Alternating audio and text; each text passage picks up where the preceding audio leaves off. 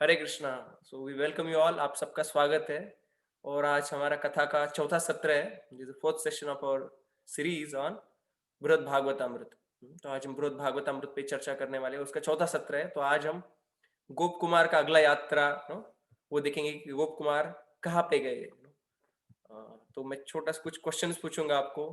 तो हमने गोप कुमार का जो यात्रा, पहले तो ब्राह्मण का यात्रा शुरू हुआ था। तो ब्राह्मण का यात्रा कहाँ से शुरू हुआ था?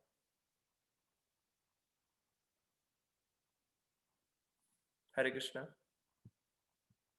जो मथुरा का ब्राह्मण है, उसका यात्रा कहाँ से शुरू हुआ था?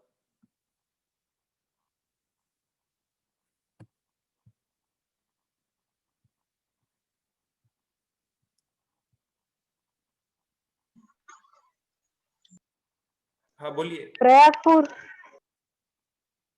प्रया हाँ, प्राग ज्योतिषपुर। नो, मथुरा से प्राग ज्योतिषपुर गए थे। वहां पे कामाख्या देवी का उन्होंने पूजा किया। फिर वहां से कहाँ पे गए वो?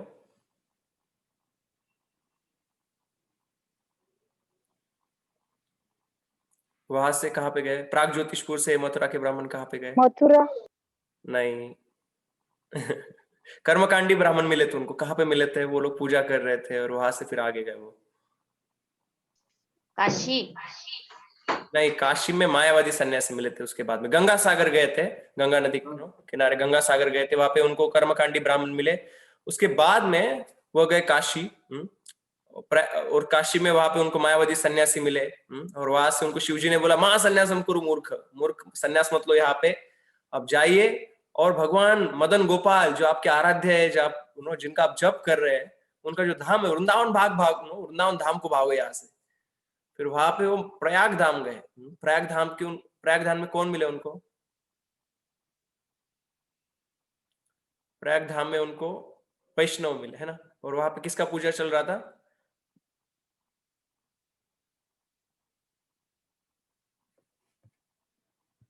यस, बिंदु माधव जी का। विष्णु जी का। हाँ, बिंदु माधव जी का, स्पेसिफिकली बिंदु माधव का पूजा चल रहा था। और वहां पे भी उनको आदेश मिला कि आगे बढ़िए, वृंदावन जाइए। फिर वृंदावन में उनको उनको गुरु प्राप्त हुए। और उनके गुरु जी उनको उनका पूर्ण स्टोरी बता रहे कि कैसे वह भगवान की प्राप्ति की। तो उनका नाम एक्चुअली मैं आगे पढ़ा, जन शर्मा उनका नाम आगे दिया है। जो ब्राह्मण थे मथुरा के, उनका नाम जन शर्मा है। और ये जो उनके गुरु है, वो उनका कथा बताने वाले। अभी गुरु का नाम भी आपको पता चलेगा। आप सेशन में बने रहिए तो आपको गुरु का आध्यात्मिक नाम पता चलेगा, आध्यात्मिक स्वरूप में, है ना। तो फिर वो अपना स्टोरी बताए। तो वो चालू किए थे कहाँ से गुरु उनके? वो गोवर्धन के ही थे। और गोवर्धन से कहाँ पे गए थे वो? फिर एक शहर गए थे। शहर में उन्होंने भगवान का पूजा किया। वहां से वो गए आगे जगन्नाथपुरी में। जगन्नाथपुरी धाम में वो नो वो क्यों उदास हुए, उनको क्यों अच्छा नहीं लगा? मैंने स्लाइड्स भी भेजे थे। आप होपफुली आप स्लाइड्स देखते हो नो, मोबाइल पे सबको फॉरवर्ड करते हैं। Yes, why did he become unhappy in Jagannathpuri?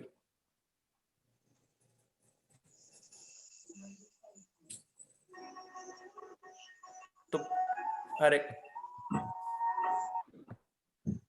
Puri में उनको राजा बनाया गया था। He became a king in Puri. और आफ्टर बिकेम अ किंग, वहां पे सब लोग उनको आदर सत्कार कर रहे थे और उनका फॉर्मेलिटी बढ़ गया था। तो इतना फॉर्मेलिटी बढ़ गया तो डायरेक्ट भगवान से इंटीमेट एक्सचेंजेस नहीं हो रहे थे उनके। जितना करीब से वो भगवान के जैसे चाहिए वैसे भक्ति कर सकते थे, राजा के बनने के बाद वो नहीं कर सकते थे। तो उन्होंने क्या किया फिर? तो उन्होंने राजा का पद छोड़ दिया। And then he started staying there. परंतु तो भी क्योंकि पहले राजा थे वो, तो इसीलिए सब लोग उनको आदर सत्कार कर रहे थे। तो भी तो उनका मन नहीं कर रहा था फिर वहां पे रहने का। वैष्णव जन प्रतिष्ठा से दूर भागते। और फिर उनको भगवान ने भी आदेश दिया कि मथुरा मुझे बहुत प्रिय है, आप मथुरा जाइए। और मथुरा गए। परंतु मथुरा से उनको, क्योंकि अभी इतने उन्नत नहीं थे, उनको भगवान का डायरेक्ट दर्शन नहीं हो रहा था, इसलिए वहां पे भी वो भगवान को ढूंढ रहे थे। और भगवान से बहुत विरह में व्याकुल हो गए। जगन्नाथपुरी धाम के भगवान की याद आने लगा। वो तो वापिस वो जगन्नाथपुरी धाम की तरफ अपने यात्रा चालू किए। और फिर रास्ते में उनको वापिस कर्मकांडी ब्राह्मण मिले। और वो देवताओं का पूजा कर रहे थे और उनको कहे कि आप स्वर्गलोक जाइए। फिर वो स्वर्गलोक गए। और स्वर्गलोक में वो क्यों खुश नहीं हुए? वहां पे एक असंतोष का कारण क्या था उनका?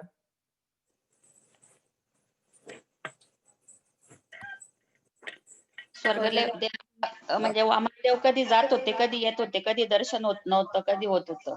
यस, वामन देव जी है। वो स्वर्गलोक में कभी उपस्थित रहते हैं या कभी स्वर्गलोक से वो चले जाते हैं। तो इसके कारण उनको स्वर्गलोक में एक तो मन नहीं लगा, और स्वर्गलोक में उन्होंने कुछ दोष भी देखे, वहां पे ईर्ष्या रहता है, वहां पे काम वासना रहती है, तो ये सब कारण हुए। और वहां पे फिर किसका आगमन हुआ था? वहां पे भृगु आदि महर्षि का आगमन हुआ था, और उनको पता चला, अरे भृगु मुनि की पूजा तो स्वयं वामन देव भी उनको दंडवत करते, तो ये जो जिनकी पूजा करते, भृगु मुनि जिनकी पूजा करते, वो तो और उच्च स्थान पे रहने चाहिए। तो फिर वो मंत्र जप किए, और वहां से वो सीधा गोपाल मंत्र का जप करने के बाद महरलोक पहुंचे। तो आज हम यहाँ से आगे चर्चा चालू करेंगे महरलोक की। तो हम सबसे पहले प्रार्थना करेंगे और उसके बाद में चर्चा चालू करेंगे। अभी थोड़ा गैप हो गया ना, तो इसलिए थोड़ा भूल गए लगता है सब लोग। ओके।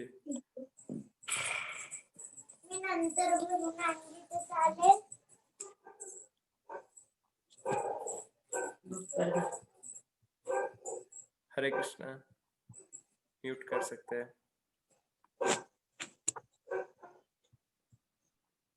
एक मिनट।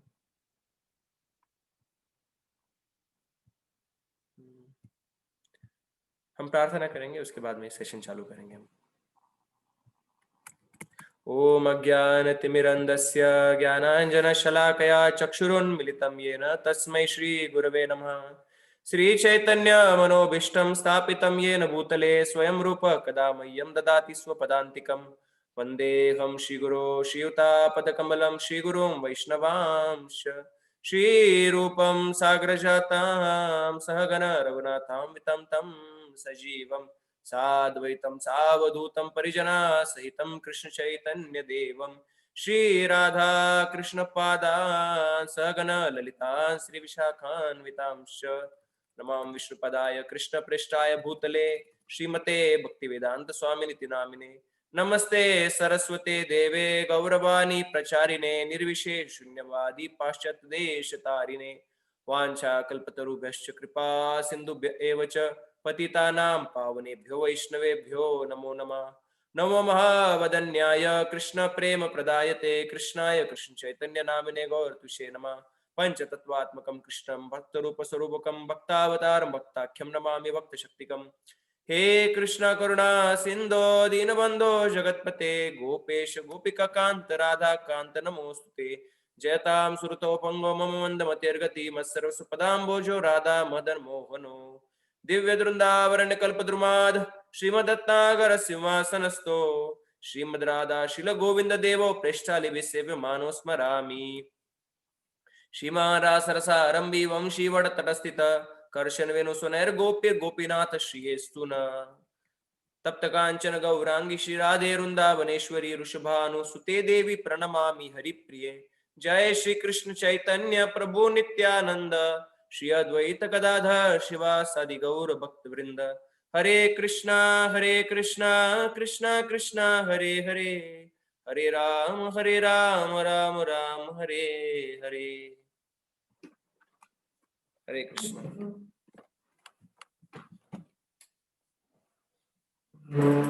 हरे कृष्णा। तो आपका स्वागत है।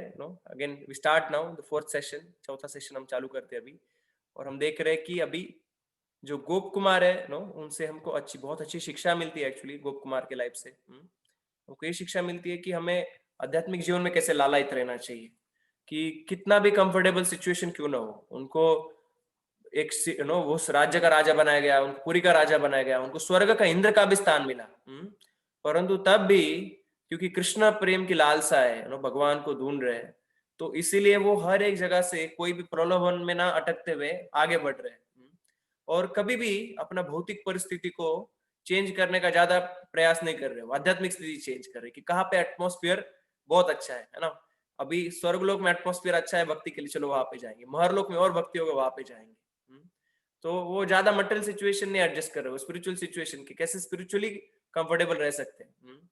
तो हम लोग ये सीख सकते हैं एक्चुअली कि हमको भौतिक दृष्टि से कितना भी कंफर्टेबल रहे, परंतु स्पिरिचुअली हम कंफर्टेबल नहीं है, तो हमको स्पिरिचुअली और कंफर्टेबल बनना है, जहाँ पे जो करना पड़ेगा वो करना चाहिए उसके लिए। क्योंकि ह्यूमन लाइफ जो मनुष्य जीवन है बहुत दुर्लभ है, और इस दुर्लभ जीवन में हमको भगवान की असीम कृपा से इस चैतन्य महाप्रभु का इस पंथ का हमको मार्ग मिला है। और सबसे उत्कट प्रेम जो ब्रज का है, हम देख रहे हैं कि कितने पापड़ बेलने पड़ते, कितने सारे लोग और कितने सारे प्रलोभन है, परंतु हमको डायरेक्ट हरे कृष्ण कृष्ण कृष्ण हरे हरे, हरे राम राम राम हरे हरे, ये नाम का जप करते हुए हमको डायरेक्ट गोलोक धाम का यहाँ पे रास्ता दिखाया गया है। तो हम देखते हैं कि जैसे गोप कुमार है, वो कभी भी अपना भौतिक स्थिति नहीं परंतु आध्यात्मिक स्थिति, जहां पे भी आध्यात्मिक स्थिति अनुकूल है वो तुरंत अनुकूल की तरफ चलते थे। तो वैसे हमको हमारे भक्ति के जीवन के लिए, हमारे आध्यात्मिक जीवन के लिए क्या अनुकूल है उसको हमको हर बार माइंडफुल रहना है कि what is unfavourable for my devotional service, और उस प्रकार से हमको हमारी भक्ति में आगे बढ़ना है।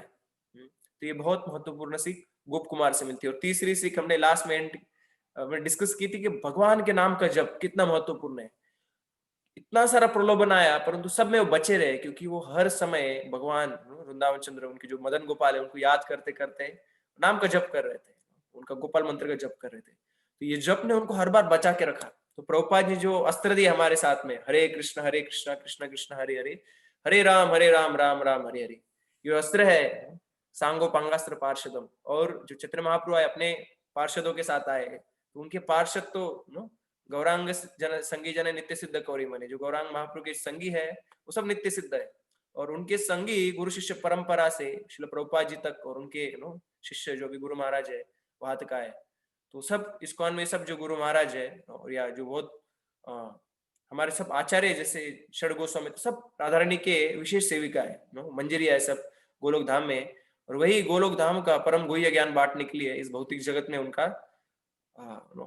डिसेंडेड अवतार हुआ है। तो ये बहुत बड़ा कृपा है कि इतने प्रेमी भक्त यहाँ पे आए हमारे लिए, और हमको यहाँ पे इसको ढूंढने के लिए कहाँ पे जाने का जरूरत नहीं है।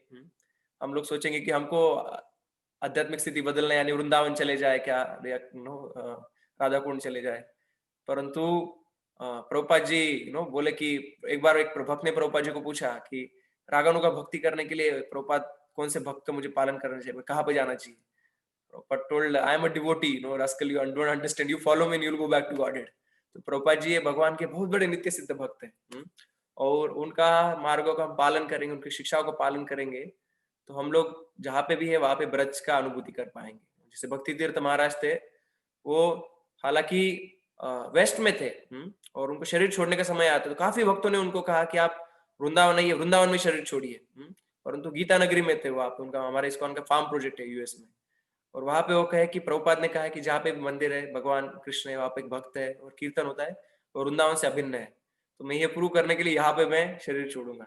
और उन्होंने वहां पे वृंदावन में जाते हुए वहां पे गीता नगरी जो फार्म है अमेरिका में, वहां पे उन्हें अपना शरीर त्याग किया। तो इसका अर्थ यही है कि इतने प्रगत भक्त भी हमको अपने जीवनी से दर्शा रहे कि भगवान का जो धाम है शुद्ध भक्त कहाँ पे भी उसको बसा सकते हैं। और प्रभुपाद जी की कृपा से विश्व के कोने कोने में, जगह जगह में, गांव सिटी सिटी में बहुत जगह पे इस्कॉन के भक्त, इस्कॉन का मंदिर, इस्कॉन का संघ उपलब्ध है। और वही कि जैसे गौरांग संगी जन नित्य सिद्ध कौरी मने, हमको पता नहीं कि हमारे बाजू में कौन रह रहे हैं। इस सब मूवमेंट में जो लोग जुड़े हुए हैं वो भगवान की कृपा है, उनपे बहुत सारी असीम कृपा है कि वो मूवमेंट में अभी आए हैं। हम देख रहे हैं कि इंद्र है, भृगु आदि महर्षि है, ब्रह्मा जी है, ऐसे ऐसे लोगों को भी ये भक्ति उपलब्ध नहीं है। गोप कुमार एक एक करके आगे बढ़ रहे हैं। तो यह भक्ति हमारा कोई पात्रता ना होते हुए भी न देख न पात्र पात्र न देखे स्थान स्थान। चैतन्य महाप्रभु नित्यानंद प्रभु का कृपा है, वो पात्र नहीं देखते, अपात्र नहीं देखते, और स्थान कहाँ पे, कोई ऑस्पिशियस जगह पे अनऑस्पिशियस, वो कुछ भी नहीं देखते हुए, उसका social position, spiritual position, material position कुछ भी ना देखते हुए वो भक्ति का दान कर रहे हैं हमें, ये भक्ति बांटने के लिए आए। इसलिए हमको बाकी भक्तों जो हमारे आजू बाजू में उनका भी अपराध नहीं करना चाहिए, कृपा लेना चाहिए और भक्तिमय जीवन में आगे बढ़ना चाहिए। तो हम आप सब भक्तों का आशीर्वाद की याचना करते हुए हम इस आगे का सत्र भी चालू करेंगे। तो स्वर्गलोक में हम देखते हैं कि वहां पे भृगु महर्षि वगैरह आए थे, और वहां पे सब देवताओं ने उनको दंडवत किया, उनका पूजा किया। तो अरे ये बोले वामन देव भी उनको झुक रहे हैं, तो इसका मतलब है वहां पे उच्च होगा। और वो लोग मंत्र का जप करके फिर वो मोहरलोक पहुंच गए। They reach to Maharloka. तो मोहरलोक में क्या है, हम थोड़ा सा श्लोक भी गाने का प्रयास करेंगे। माय गॉड, मैंने ये खोला क्या?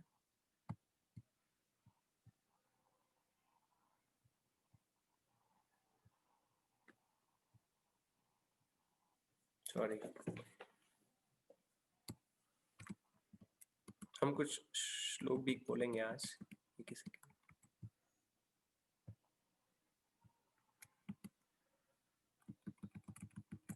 महरलोक में आप मेरे पीछे गा सकते, न दोषस्तत्र शोको वा, न दोषस्तत्र शोको वा, शंका वा कापि विद्यते, शंका वा कापि विद्यते, नान्यच्च किंचित यज्ञेश, नान्यच्च किंचित यज्ञेश, प्रियति यज्ञो सात्वतमृते, प्रियति यज्ञो सावनृते। तो महरलोक में कहा गया कि उसमें कोई दोष नहीं है, वहां पे कोई दुख नहीं है, वहां पे कोई अप्रहेंसिवनेस यानी कोई शंका नहीं है वहां पे। वहां पे ये सब मुनि रहते हैं, और वहां पे जो यज्ञ है उसका उत्सव चलता रहता है, यज्ञ के बाद यज्ञ, यज्ञ के बाद यज्ञ, हर जगह पे वहां पे यज्ञ चलते हैं। किसके लिए? यज्ञेश्वर की प्रसन्नता के लिए। तो वहां पे यज्ञेश्वर स्वयं भगवान विष्णु है, वो वहां पे प्रकट होते हैं, उनकी प्रसन्नता के लिए हर जगह पे वहां पे यज्ञ चलता रहता है। तो यहाँ पे वर्णन आता है हमें इसके बारे में। तो वहां पे हम देखते हैं कि स्वर्गलोक में जब वामन देव थे तो सिर्फ इंद्र के लिए प्रकट हो रहे थे, और सब लोग दूर से उनका दर्शन कर रहे थे। इसीलिए गोप कुमार का इच्छा होता कि मैं भी इंद्र बन जाऊंगा तो मुझे भी बहुत सानिध्य में उनका संग प्राप्त होगा। तो यहाँ पे परंतु महरलोक का आश्चर्य है कि यज्ञेश्वर सबके लिए प्रकट होते हैं, ना जगह जगह पे यज्ञ होते हैं, और आप देख रहे कि इस यज्ञ से कैसे विष्णु भगवान प्रकट हुए, वैसे वो वहां पे प्रकट होते थे। और वहां पे जो महरलोक है वो किससे मुक्त है? हमने इस श्लोक में पढ़ा कि ईर्ष्या, क्राम, क्रोध, वासना, ये सब चीजों का कोई प्रभाव नहीं है वहां पे। There is no influence of lust, anger and envy. तो ये सब दोष जो है इनका किसी चीज का वहां पे प्रभाव नहीं है, तो इसलिए वहां पे पतन कर होने का भी डर नहीं है। और जो लोग बहुत ही काम वासना से ऊपर उठ चुके पूर्ण तरह से, वैसे लोग वहां पे रहते हैं। तो इसीलिए वहां पे लाखों लाखों गुना वहां पे आनंद का अनुभव होता है। किससे ज्यादा? स्वर्गलोक से ज्यादा। इतना ज्यादा आनंद वहां पे है, ऐसे दिया गया है। तो वहां पे जब यज्ञेश्वर प्रकट होते तो उनको प्रेम से बुलाते थे, उनके हाथ से आहुति लेते थे वहां पे, और वहां पे वो रहने लगे, उनको रहने का जगह मिला, और सब जो ब्राह्मण है उनसे बड़े प्रसन्न हुए। तो उनको वहां पे ऑफर दिया गया, किसको? गोप कुमार को। क्या ऑफर दिया गया? कि आप यहाँ के रेजिडेंट बन जाओ, बन तो गए हो, आप हमारे जैसे ही ब्राह्मण बन जाओ, और आप हमारे जैसे ब्राह्मण बन जाओगे तो आप भी ऐसे यज्ञ कर पाओगे, आप भी मंत्र बोल पाओगे, आपके लिए भी भगवान आएंगे। तो वहां पे उन्होंने सोचा मैं ब्राह्मण बन जाता हूँ यहाँ पे, तो क्या होगा कि मैं सिर्फ भगवान का सेवा कर पाऊंगा, मैं भक्तों का सेवा नहीं कर पाऊंगा। परंतु भगवान तो क्या कहते हैं? मत भक्ता पूजा वेदिका, मेरे भक्त की पूजा मेरे पूजा से भी बढ़ के। तो कहे कि नहीं नहीं, मेरा ये सिचुएशन अच्छा है। तो एक बार हम लोग फंड कलेक्शन के लिए गए थे, और एक मेडिकल में गया था, जन्माष्टमी के पहले का समय था, और मेडिकल वाले से कहा मैंने कि थोड़ा फंड दीजिए। तो उन्होंने कुछ तो फंड्स दिया, उन्होंने कुछ तो डोनेशन किया उन्होंने, और उसके बाद कहने लगे कि अरे हमारा यही सिचुएशन अच्छा है कि आप लोग भक्ति कर रहे हो और हम लोग आपको थोड़ा सपोर्ट करें। हम गुरु बना तो बहुत टेंशन रहता है बोले, या हम लोग भक्ति बांटने जाए तो। ऑफकोर्स चैतन्य महाप्रभु बोला सबको गुरु बने, बट उनका भाव भी अच्छा था। वो कह रहे थे कि हम भक्तों के चरण में रहना तो कोई अपराध का डर नहीं है, भगवान हमको संभाल लेंगे, परंतु डायरेक्ट भगवान से डील करना थोड़ा मुश्किल लगता है। तो हम देखते कि इवन जब विभीषण जो आए थे, और विभीषण को राम के वो राम के कैंप में ज्वाइन करना चाहते थे, तो वहां पे इतना चर्चा हुआ, राम भगवान ने पूरा मीटिंग बुलाया था विभीषण को लेना चाहिए या नहीं लेना चाहिए। परंतु विभीषण के साथ जो असुर के असुर लोग आए थे, 4 लोग थे, वो उनके बारे में कोई चर्चा नहीं हुई, विभीषण के पीछे सीधा आ गए वो। तो हमको ये पता चलता है कि हम भक्त के पीछे रहते, शुद्ध भक्त के पीछे, तो हमको सारे डोर्स खुले हो जाते हैं। तो वो कहे कि अच्छा है भाई, हम लोग ब्राह्मणों को भी यहाँ पे सेवा करेंगे, भगवान का भी सेवा करेंगे, इस प्रकार से वो कहे। और वो इनकार कर दिया, मुझे ब्राह्मण नहीं बनना है। और अपना उनको गुरु ने उनको आदेश दिया था कि आप आपका गोप वेश मत छोड़ना, और उसमें भगवान के नाम का जप करते रहना। तो उन्होंने अपना गोप वेश वहां पे छोड़ा नहीं, और वहां पे वो इस प्रकार से भगवान का सेवा करते रहे, और बहुत प्रसन्न होते थे। परंतु उनको बहुत दुख होता था रात के समय जब यज्ञ बंद हो जाते थे, तो और वेट करते थे कि वापस कब यज्ञ चालू होगा। whenever there's a night the sacrifices would stop and he would be very unhappy।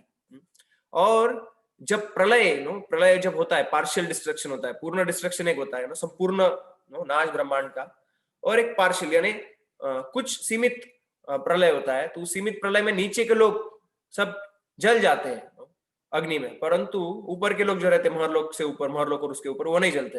परंतु महरलोक के जस्ट नीचे स्वर्गलोक है, इसलिए वहां का जो तप्त जो अग्नि है उसकी वजह से वो झुलसता है। तो वहां से सब लोग जन लोग चले जाते हैं ना, एक 2 फ्लोर जैसा है, एक 2 फ्लोर का घर, मोहर लोग और जन लोग, तो वहां पे जन लोग पे सब चले जाते हैं।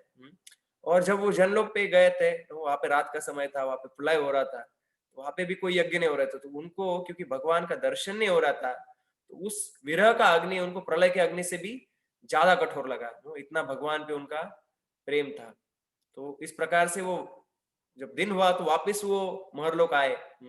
और वापस वहां पे उन्होंने यज्ञ से यज्ञ के द्वारा भगवान की पूजा चालू की, यज्ञ हो रहे थे वहां पे, भगवान का दर्शन लिया, उनको जो हाथ से वो आहुति लिए भगवान, उनको प्रेम से उनकी सांत्वना किए, उनका जो ब्रज का जो याद आ रहा था, क्योंकि मंत्र तो ब्रज का ही गा रहे थे, उनके आने से उनका वापस विरह कम हुआ, परंतु डिससेटिस्फेक्शन था ये।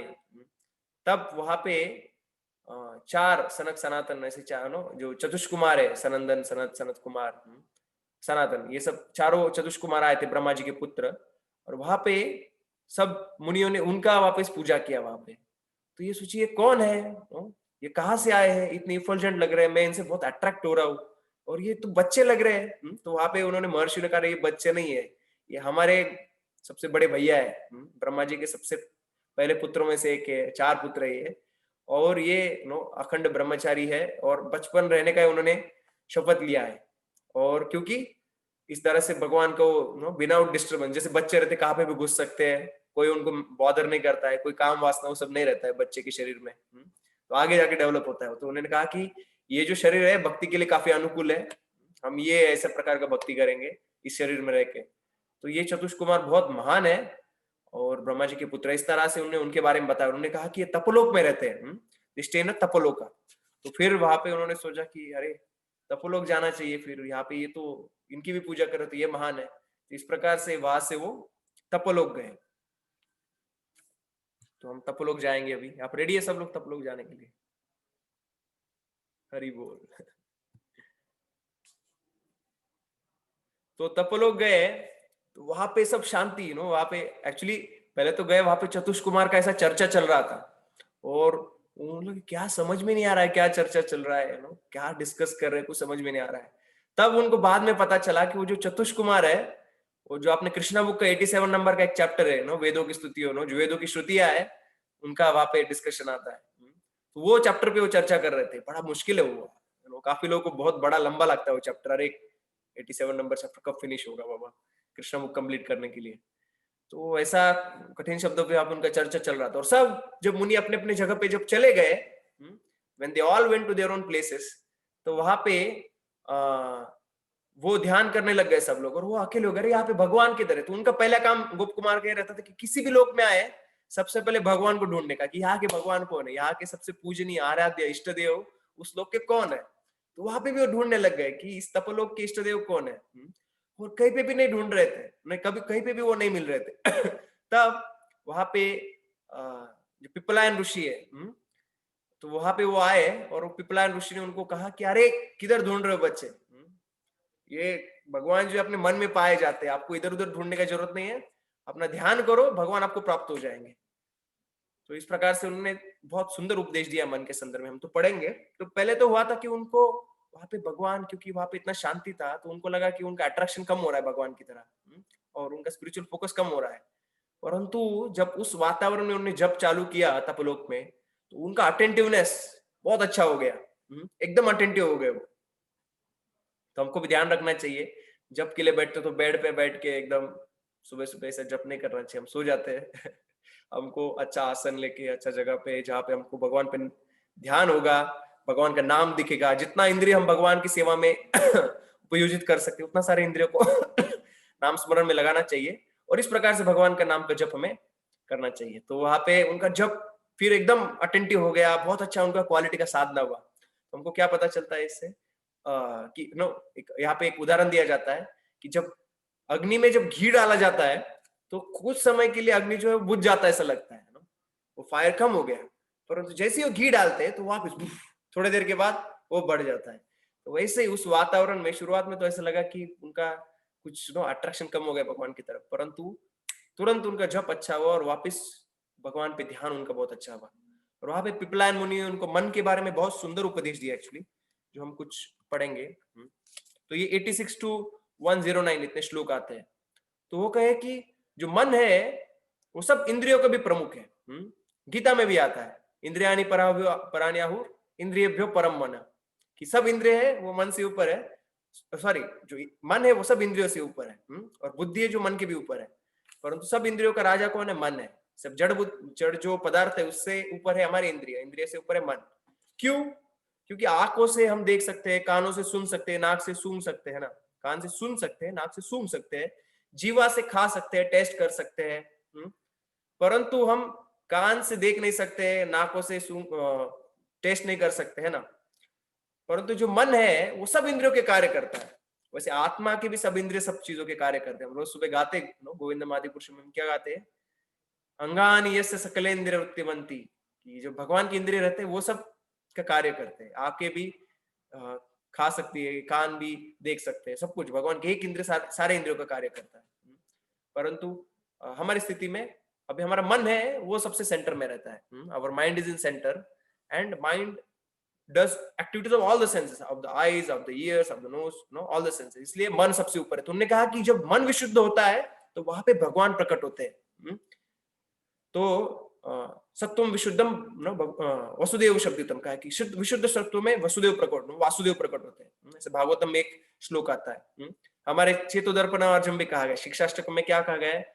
चेतोदर्पणार्जनम भव महादावाग्नि निर्वापनम। चेतोदर्पणम, चेतना का आईना क्लीन करते हैं हम, डस्ट रहता है उसके ऊपर, उसको जो क्लीन करते हैं तो वहां पे हमको आत्मा के सबसे निकट भगवान है उनका तुरंत प्रतिबिंब वहां पे दिखाई देता है। वो तो है वहां पे, सिर्फ आईने पे धूल लग गई है, जैसे धूल निकाल दिया सामने खड़े हैं, दिखेंगे उधर मन में। भगवान चित्त के अलावा कहीं पे प्रकट नहीं होते, उनकी समझ चित्त में होती है। जब मन साफ होता है तब, जब मन साफ होता है, हृदय साफ होता है, तो वहां पे भगवान प्रकट हो जाते हैं। कोई बोलेगा आंखों से दिखते हैं ना भगवान, तो उनका कहना था आंखों से दिखते बराबर है, परंतु जड़ आंखों से आप क्या देख सकते हो? जो आध्यात्मिक विषय वस्तु है वो जड़ आंखों से कैसे देख सकते हैं? तो वास्तविक भगवान का साक्षात्कार जो होता है वो हृदय में ही होता है, मन या ना हृदय में। और हृदय में क्योंकि वो प्यूरिफाइड हो चुका है और वो भगवान का अंश है, तो भगवान की कृपा से उस चित्त में शक्ति आ जाता है भगवान को ग्रहण करने का, और उस प्रकार से हम भगवान को समझ सकते हैं। मन सुखी होता है तो सारे इंद्रिय सुखी होते हैं। तो सब इंद्रियों को, मन दुखी है तो वो रसगुल्ला लाके दिया, गुलाब जामुन लाके दिया, हलवा पूड़ी सब कुछ लाके दिया, परंतु मन नहीं कर रहा है, आज नहीं खाऊंगा मैं, नहीं खाऊंगी मैं। तो मन दुखी है तो हमारा कुछ टेस्ट भी नहीं आएगा, हालांकि कितना भी टेस्टी चीज रहो, कितना भी अच्छा म्यूजिक सुनने में नहीं चाहिए, परंतु मन सुखी है तो हालांकि सिचुएशन कितना भी खराब रहो, परंतु हम उसको अच्छे तरीके से देख सकते हैं। जो अवंती ब्राह्मण का कथा आता है श्रीमद् भागवतम में, वो क्या कहते हैं कि सब दुखों का कारण, ऐसे नहीं कि मेरा बाजू वाला, मेरे पति, मेरे बच्चे, मेरे रिश्तेदार, मेरी सास, मेरे नेबर्स, मेरे या मेरा बॉस, ये मेरे दुखों के कारण है। हमको जनरली ऐसा लगता है कि आश्रम में तो लगता है ये ब्रह्मचारी की वजह से मेरा दुख है, और इसकी वजह से दुख है, गृहस्थ में रखते हुए बच्चों की वजह से, पत्नी की वजह से, पति की वजह से, या जो ऐसे लोगों पे हम दोषारोपण करते रहते हैं। परंतु अवंती ब्राह्मण क्या कहते हैं कि जो भी सब विकार है मन में, जो भी सब दुख है, वो क्यों है? वो सब मन की वजह से ही है। Mind is a prime cause of disturbance. मन खुश है तो सब कुछ अच्छा हो सकता है। एक पिंगला वेश्या का भी कथा आता है 11वें स्कंद में। वो बहुत दुखी थी, उसको उस दिन कोई ग्राहक नहीं आ रहे थे, परंतु वो डिटैच हो गई, और जैसे वो डिटैच हो गई तो वहां पे बहुत सुख की अनुभूति करने लग गई। तो हमको पता चलता है कि मन सुखी होता है तो सारे इंद्रिय सुखी होते हैं। और भगवान के प्राकृतिकरण का सुख हृदय में होता है, मन के शुद्धिकरण से आनंद का अनुभव बढ़ता है। तो जितना मन शुद्ध होता है उतना ज्यादा हमारा सुख ग्रहण करने का कैपेसिटी बढ़ते जाता है। तो जितना हमारा मन हम शुद्ध करेंगे, आनंदाम बुद्धिवर्धनम प्रतिपदाम पूर्णामृत स्वादनम, ये कैसे होगा? हमारे इंद्रिय है उसमें तो 10 रसगुल्ला जिसको पसंद है वो खा लिया तो उसके ऊपर लगता है नहीं अभी बहुत हो गया यार, अभी तो बेकार लगता है, उल्टा भी नहीं, उल्टी भी आएगा और खाएगा तो, है ना। परंतु हम लोग ये ग्रहण करेंगे, मन के द्वारा आनंद ग्रहण करेंगे भगवत प्राप्ति का, हमारे शुद्ध हृदय के द्वारा, चित्त के द्वारा, तो उसको कोई कैपेसिटी नहीं है। हम लेते जा सकते, लेके जा सकते हैं, और भगवान की कृपा से वो आनंद ग्रहण करने का कैपेसिटी हमारा वृद्धिंगत होते रहता है। तो इसलिए हमको हमारा भगवान का नाम जब अच्छा करेंगे तो हमारा सुख का भी अनुभूति होगा। हम उसके लिए नहीं करते हैं, परंतु naturally we feel satisfied and happy. यही शिक्षाष्टकम में कहा गया है। और आखिर लिखा है कि भगवान अपनी विशेष कृपा प्रकट करते हैं तब मन में भगवान का अनुभव होता है, जैसे ब्रह्मा जी। और ब्रह्मा जी पहले श्लोक में आता है नो, तेने ब्रह्म हृदय आदि कवे। कहाँ पे ब्रह्मा जी को ज्ञान मिला? कोई क्लासरूम में नहीं बैठे थे, या कोई बैजूस का ऐप नहीं था उनके पास में। उनका भगवान हृदय में सब ज्ञान प्रकट किए। और हम गुरु पूजा में भी गाते डेली, दिव्य ज्ञान हृदय प्रकाशितो प्रेम भक्ति जहावती अविद्या विनाश जातम। हम गाते कि दिव्य ज्ञान हृदय प्रकाशित, हृदय में पूरा प्रकट होता है, तो चित्त शुद्ध होता है तो सब प्रकट हो सकता है। तो इस प्रकार से वो पीट पीट के मन का महत्व बता रहे थे। और एक चीज बताया उन्होंने कहा कि भगवान का स्मरण करते हो ना आप, तो बाकी सब 9 प्रोसेसेस है, सब प्रोसेस में सबसे इंपॉर्टेंट प्रोसेस है भगवान का स्मरण करना। ये थोड़ा कंट्रोवर्शियल पॉइंट है पिपलायन मुनि का, इसका खंडन होने वाला है आगे जाके, तो बने रहिए। तो वो कह रहे थे कि नाम जब से भी अच्छा है स्मरण, भगवान का स्मरण करना, तो उसका खंडन आगे जाके आने वाला है। तो वहां पे इस प्रकार से तपलोक में रह रहे थे, और तपलोक में जब वो रह रहे थे तो इनको तप में इतना ध्यान में बैठते थे वो, और भगवान उनको दिखाई देते थे। भगवान का वामन रूप दिखाई देता था, कभी भगवान का राम का रूप दिखाई देता था, कभी भगवान का बलराम जी का रूप दिखाई देता था, कभी कृष्ण का। तो अलग अलग रूपों का भगवान का दर्शन वो प्राप्त कर रहे थे, बड़े आनंद में थे। परंतु इतना आनंद में चले जाते थे कि उनको कभी कभी समाधि प्राप्त होता था, समाधि का अवस्था। और समाधि की अवस्था में वो डीप ट्रांस में चले जाते थे। तो डीप ट्रांस में उनको भगवान के दर्शन चले जाते थे, और वो भगवान का दृष्टि से वो ओझल हो जाते। तो जैसे ही भगवान की दृष्टि से ओझल हो जाते, ओ उनको इतना विवल हो जाते थे प्रेम से, भगवान कहाँ पे चले गए, इतना विरह उनको होता था। और वो बहुत दुख महसूस करते थे, जैसे बाहर आते देखते रहे भगवान कितना दर्शन नहीं हुआ मुझे, भगवान कहाँ पे चले गए। तो इस प्रकार से वहां पे वो थोड़े डिस्टर्ब थे। और वहां पे इस प्रकार से वो रह रहे थे। और वापस उनको भगवान तो प्रकट हो रहे थे, उनको दर्शन भी दे रहे थे, वृंदावन के भगवान को देख रहे थे। तभी वहां पे कौन आए? तो ये हम कॉन्स्टेंटली देखते हैं गोप कुमार के लाइफ में। क्या देखते हैं कि गोप कुमार एक जगह पे रहते हैं, फिर वहां पे उनको अच्छा लगता है, फिर कुछ समय के बाद में वहां पे कुछ असंतोष का कारण बनता है, फिर वहां पे किसी का आगमन होता है जो उनको और ऊपर के लोग के बारे में उनको सुनने को मिलता है, और फिर और ऊपर वो चले जाते हैं, और वहां पे वापस ये प्रोसेस फॉलो होने वाला है। तो यहाँ पे अभी ब्रह्मा जी का आगमन हुआ, बड़ा है 4 सिर थे उनके, और बहुत हंस वाहन के ऊपर बैठ के आए। ये बोले कौन है? तो उनको बताएगा कि ये तो ब्रह्मा जी है, ये पूर्ण जो विश्व है, ब्रह्मांड है, उसके अधिपति है, प्रजापति है। सब विश्व का जो क्रिएशन है वो खुद ब्रह्मा जी करते हैं। इस प्रकार से ब्रह्मा जी का गुणगान किया गया, वो तो भगवान के गुणावतार, इस प्रकार से किया गया। तो वो वहां से ब्रह्मलोक चले गए। चलो अभी ब्रह्मलोक पहुंचेंगे हम लोग। तो इस प्रकार से ब्रह्मलोक गए वो, और वहां पे ब्रह्मलोक गए तो वहां पे उनको भगवान महापुरुष का दर्शन हुआ। तो हमने पहले इसमें भी चर्चा किया था, महापुरुष का दर्शन होता है ना, याद है आप लोगों को?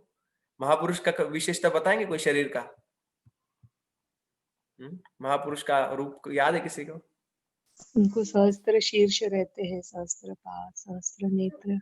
हाँ, थैंक यू फॉर शेयरिंग। उनके शरीर से सुगंध निकलता है। अच्छा, ओके, हाँ, भगवान के सबके शरीर से सुगंध तो निकलता ही है। यस, और यस, उनका बेसिकली उनके सहस्त्र शीर्ष, ये सबसे वहां पे कहा गया है। तो इस प्रकार से सहस्त्र शीर्ष रूप में रहते हैं वहां पे महापुरुष जी। और हालांकि ऐसा लगेगा अरे कैसे दिखते होंगे, पता नहीं खराब लगते होंगे कि इतने सारे शीर्ष, इतने बड़े सुंदर लगते हो, बड़े घुंघराले बाल होते हैं, बहुत सुंदर आभूषण पहनते हो, और बड़े कृपालु है।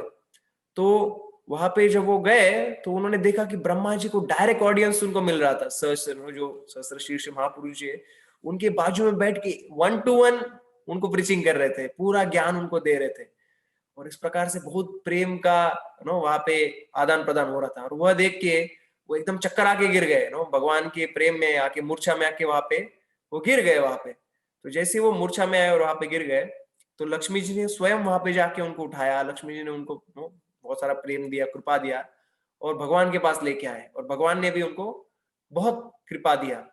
और इस प्रकार से वहां पे वो रह रहे थे, और उनको लगा कि चलो मेरे भगवान मुझे प्राप्त हो गए, डेली मुझे भगवान के दर्शन हो रहे हैं अभी। भगवान वहां पे साक्षात प्रकट थे, कहाँ पे जाने रहे थे, वहां पे महापुरुष भगवान प्रकट रहे। जैसे वामन देव आते जाते रहते, यज्ञेश्वर भी आते जाते रहते। और तपलोक में भी वहां पे कभी भगवान आते जाते। है ना। जब भी तपलोक में भगवान का मूर्छा आ जाता है, नो समाधि हो जाए, तो भगवान वहां से अप्रकट हो जाते हैं। परंतु यहाँ पे महापुरुष भगवान थे, उनको लगा अच्छा है मेरे पिता के समान है, और उनका बहुत सुंदर वहां से उनके साथ डीलिंग होने लगा। तो वहां पे कुछ समय बाद ये हुआ कि ब्रह्मा जी नो एक वहां पे राक्षस आया था। एक्चुअली ब्रह्मा जी वहां से डर के मार के वहां पे भाग गए, वहां से छुप के बैठे थे। तो उस राक्षस का तो वध भगवान नारायण ने कर दिया। राक्षस और killed by Lord Narayan. But वो ब्रह्मा जी वापस आ ही नहीं रहे थे, वो थोड़ा डर गए थे। तब उनको ब्रह्मा जी बनाया गया। क्या बनाया गया उनको? ब्रह्मा जी बनाया गया। और फिर ब्रह्मा जी का ड्यूटी चालू हुआ, और जैसे उनको ब्रह्मा जी बनाया गया तो उन्होंने पूरे विश्व में जितने भी देवता है सब वैष्णव लोगों को देवता बनाया। जितने भी ऑफिसेस है, lord of rains, lord of fire, god of air, ऐसे जो भी पोजीशंस यूनिवर्सल डिपार्टमेंट्स है, उसके सबको प्रमुख है वो वैष्णव लोगों को बनाया उन्होंने। प्रभुपाद भी कहते थे कि हम जब राज्य लेंगे तो वैष्णव राजा रहेगा। और सब लोग, प्रभुपाद तो ये भी कहते कि जो पार्लियामेंट है वहां पे सब लोगों ने आके कीर्तन करना चाहिए, तिलक लगाना चाहिए वहां पे, और भगवान का बहुत भजन करना चाहिए। तो उन्होंने सब लोगों सब जगह पे वैष्णव का अपॉइंट किया, और इस प्रकार से पूर्ण लोक में भगवान के भक्ति का उन्होंने प्रचार किया पूर्ण ब्रह्मांड में, और बड़े बड़े फेस्टिवल्स होने लगे। और इस प्रकार से पूर्ण यूनिवर्स में कृष्ण भक्ति का प्रचार उन्होंने किया। परंतु जब वहां पे वो रह रहे थे तो उनका मैनेजमेंट भी बहुत ज्यादा बढ़ गया। अलग अलग दुनिया में जो भी प्रॉब्लम्स होते हैं, ऊपर नीचे होता है, सब उनके पास आता है, राइट। ब्रह्मा जी के पास सब देवता आते हैं अलग अलग रिक्वेस्ट लेके, तो मैनेजमेंट उनका थोड़ा बढ़ गया। और एक चीज वहां पे उनका असंतोष हो रहा था कि वहां पे भगवान के सानिध्य से अपराध का डर। वो भगवान को एकदम पिताजी के समान थे, तो उनको कभी कभी इतना क्लोज डीलिंग होता था तो उनको डर लगता था, अरे मैं भगवान का अपराध ना कर दूं यहाँ पे, ऐसा लग रहा था कि मैं भगवान का अपराध कर रहा हूँ। ये भी असंतोष हो रहा था। और एक प्रकार इस प्रकार से जब वो ब्रह्मलोक में थे तो वहां पे एक डिबेट हुआ, एक बहुत बड़ा वहां पे वाद हुआ। तो वाद जो हुआ वो श्रुति, स्मृति, पुराण, उपनिषद इन सबके बीच में हुआ। कब हुआ ये वाद?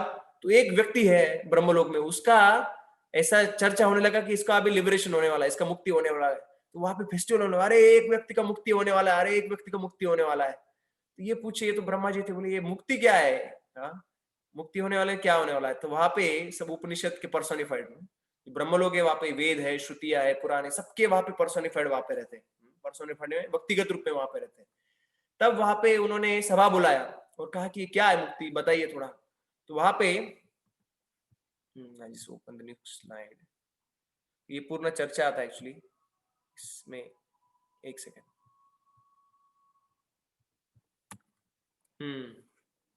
तो वहां पे भक्ति और मुक्ति के विषय में चर्चा चल रहा था, वाद विवाद चल रहा था, डिबेट चल रहा था।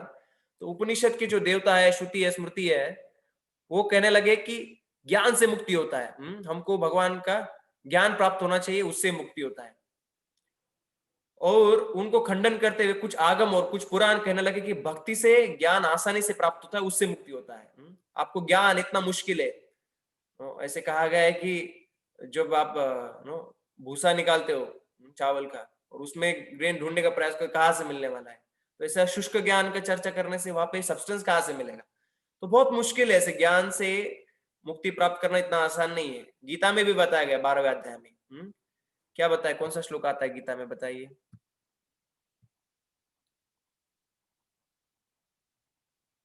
हरे कृष्णा। कौन सा श्लोक आता है गीता में? क्या बताया गया है 12वें अध्याय में कि ज्ञान का साधना बड़ा मुश्किल है? वेदीचे सर्वे में वेद्यो नहीं, 12वें अध्याय में, 12वें अध्याय में, 12वां अध्याय, कि ज्ञान मार्ग से बहुत मुश्किल है बात। अव्यक्त जो मार्ग है, क्लेशो अधिकरस्तेषाम अव्यक्तासक्त चेतसाम अव्यक्ता है गतिर्दुभ्यम देवभिरवाप्यते। कि जो इस प्रकार से ज्ञान का जो कल्टीवेशन करते हैं और अव्यक्त के मार्ग पे चलते हैं, उनके लिए बहुत मुश्किल है मुक्ति प्राप्त करना, और बहुत कठिन मार्ग है। क्लेशो अधिकरस्तेषाम, बहुत क्लेश है। परंतु वही कोई भक्ति करता है तो बहुत आसानी से मैं प्राप्त होता हूँ। तस्याम सुलभम पार्थ, सुलभ कहते हैं, मैं बहुत आसानी से प्राप्त होता हूँ। तो शास्त्र में कहा गया है कि जो आसान मार्ग है वो लेना चाहिए, बहुत मुश्किल मार्ग नहीं लेना चाहिए। जो आसान वाला मार्ग है वो सर्वश्रेष्ठ मार्ग है, ऐसे कहा गया। तो वो कहने लगे कि भक्ति से ज्ञान आसानी से मिलता है, प्राप्त होता है।